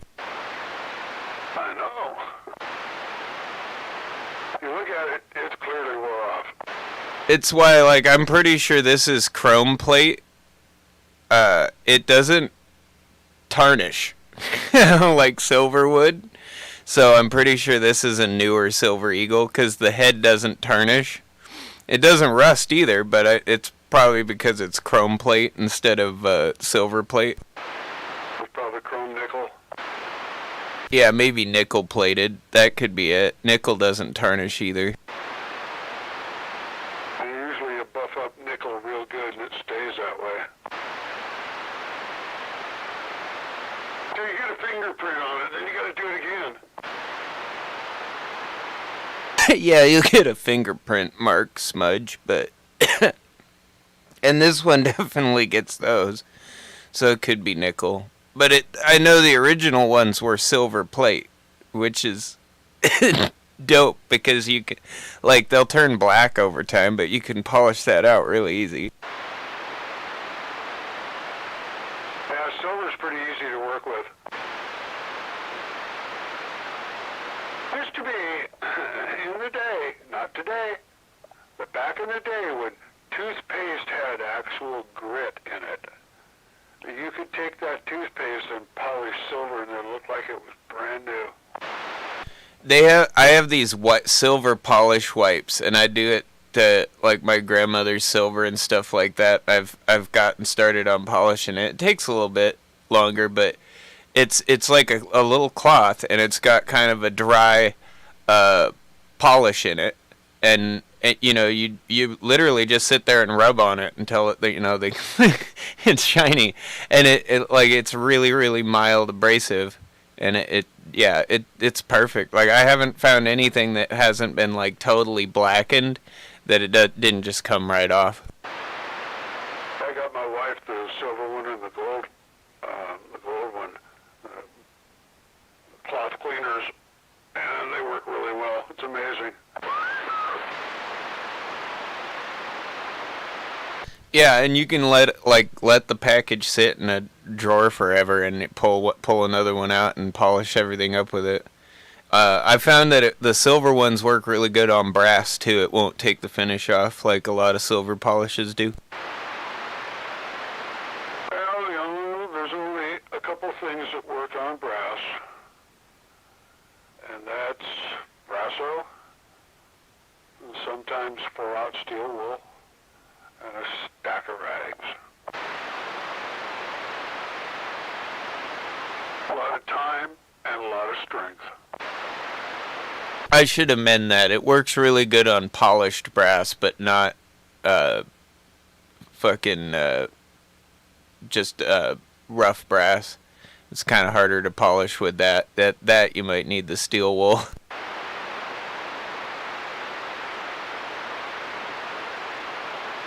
Best stuff out there is brasso. God, that stuff works so good in any form, whether it's liquid, powder, rag, whatever, even in little dabs. You know, they get those little cotton swabs with brasso impregnated in them, and oh man, that shit works so good. I used to just grab a can of brasso and some cotton balls, man, and you soak a cotton ball and you just dab it around whatever brass you're trying to polish and let that soak in. When it dries, it's just, you wipe off all the residue and it's bright brass again. Oh yeah, I know. I've used gallons of brasso. I know its results. They work well, but you got to put time into them.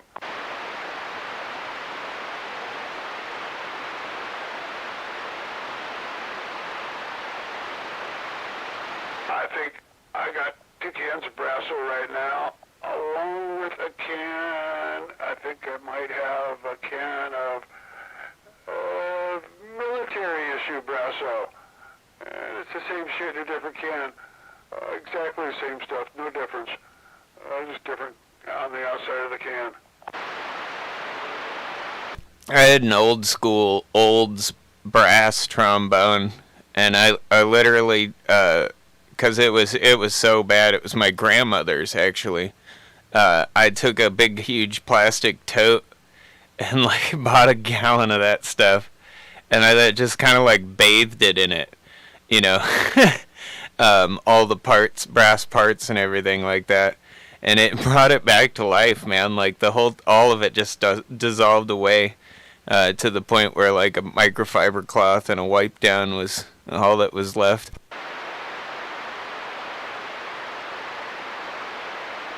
I'm gonna get out of here. I think I blew my 5 minutes. I'm gonna go try to recover. I had a pet die. I had to bury it today, and I just need to go collect myself. Well, I'm sorry to hear that. Well, I hope your day gets a little better over time. Can't get much worse, but it is getting better. It's just the way it goes. But it was a cat, so I look at cats generally as kind of disposable animals, as there's so many of them. But this is one that we've had for 19 years, and it was part of the family, so, Yeah, I mean, they're not completely disposable, especially if you've had them for a while and they're a regular. Some cats have personable personalities and some are independent and you're less fond of them, you know. I have one less mouse killer. I have one more cat, and the one I got, a great big Halloween cat, she weighs about 15 pounds, and she loves to catch mice.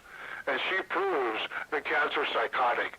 You know what cats really are? They're psychotic. They're the only animal that purrs while they're killing their prey. Well, who was it? Lewis Wayne thought that they were electric. He thought they could control electricity with their bodies and their minds and... Who knows? How about that? So you have it going out there, Lacey Dave. Good to hear you. Huh? Hey, Lacey Dave. Oh, go ahead. What's the largest cat that purrs?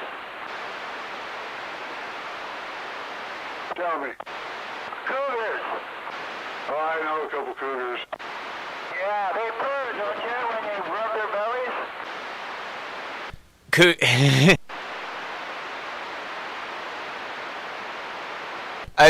I would suppose any of the panthers would be like that anyways, because panthers are basically giant house cats. I know a couple cougars, and if I was younger, I'd be their victims.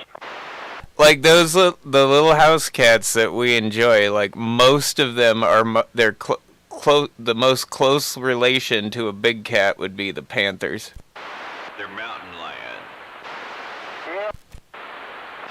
Yeah, basically little tiny mountain lions living with you.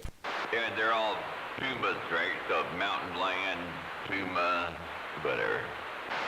Yeah, puma and panthers are like really basically the same thing. What's the original cat in North America? So you tell them that. They want to be individuals. You can't lump them all together like that. Saber-toothed tiger. You gotta get out of here. See ya. The world's related to Literally, saber-toothed tigers.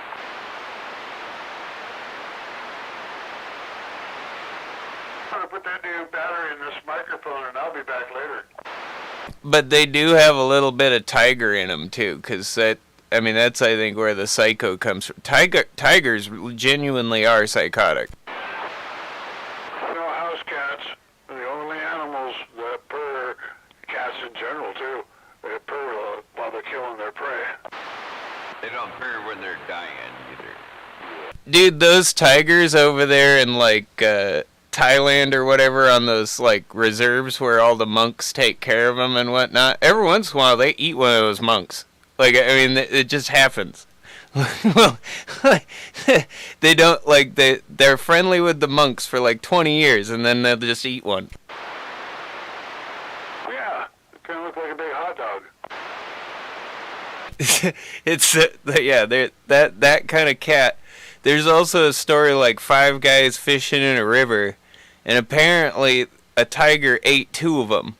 So tigers not only can swim, but they can swim faster than 5 guys can row a boat downriver. Of course. That's when you take out your weapon and shoot. It had enough time to go and get one of them, pull it out to shore, and go back and get another before it got bored.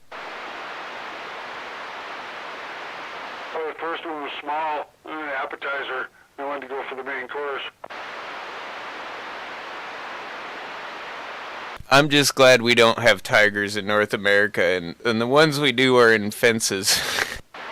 I'm glad we don't have alligators here. Some places, due to people releasing them, you find a piranha now and then, but no schools of them. Nothing that really in the water other than big catfish that might eat it. See, that's the funny thing, is those people that do the, what do you call it, noodling for catfish, where they stick their arm down in the hole and wait for the catfish to grab it, and then they pull the fish out. Well, sometimes those guys don't come back up with a fish. Sometimes they stay down there with the big-ass catfish. Yeah, that's called noodling. That's funny to watch them do that. I wouldn't do that for nothing. Yeah, the noodlers, they sometimes come up with a great big-ass alligator snapping turtle. Yeah, Dan. Sometimes they come back up without an arm.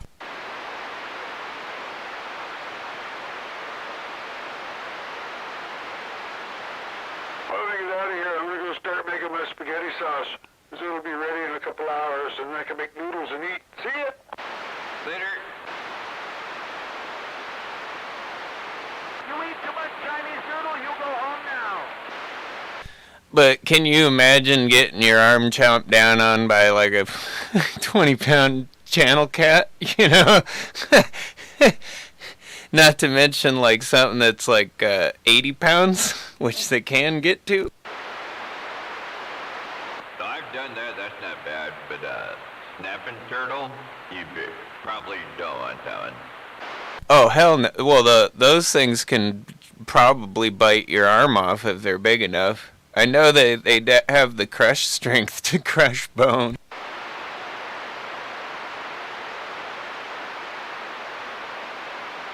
supposed to grab by the tail and you pinch their head off.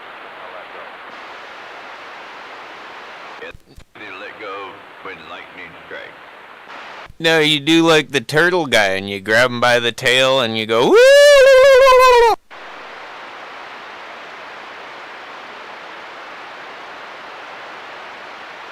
You hoop and you holler. It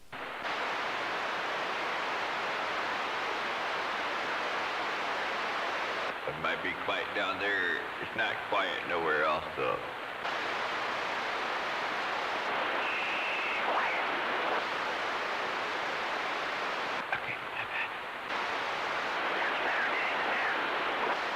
You can't tell me you haven't seen that turtle guy.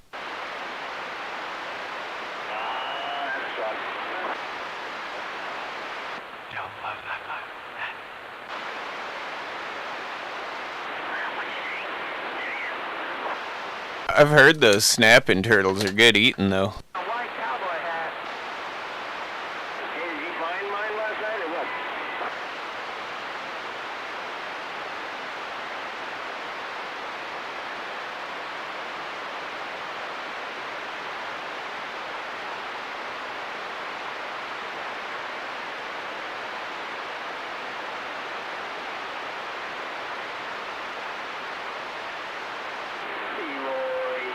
You gotta pump that shit up, man. Hey, 45, have you ever had you some armadillo? Nope, I never did that. Never? Not once? Not even once, no. Man, you missed out. The only place I've ever seen it or had it was in Texas, and it's not bad. I thought it was Leroy, dude, but it was too quiet. Signal wire.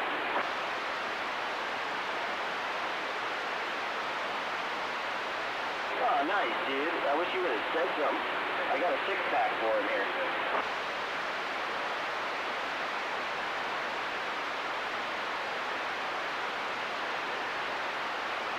I'll wait till I hear him.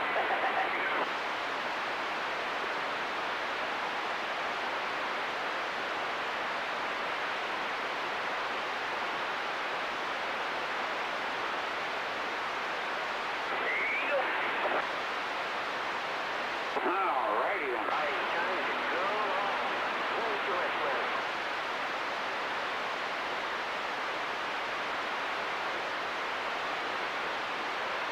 What are you out stimulating the economy? I used to bought 4 brand new tires for my truck. Can you roll it on? Oh boy. Yeah, that's what my whole He's got some new tow mirrors for his truck. with that brush down shit on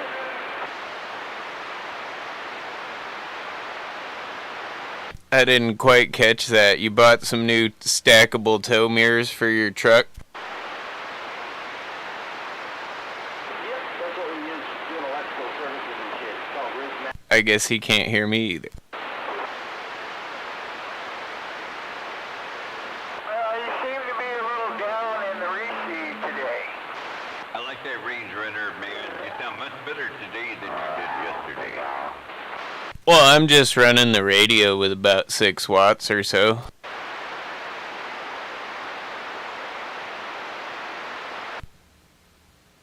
You'll have to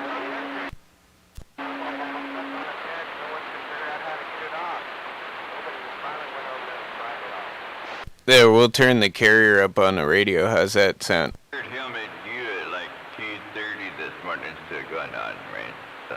That's good that he made it through that night and slept a little bit, I'm guessing, and then he woke up today and he's all good. 10-4, man. Have a good trip. Get out there for a range, brother. I got the short straw, so I had to make it. But you're that guy, right? Not possible. Waving there 151 out there in the Mobile. Oh, you got no power? What? But then if the train comes by,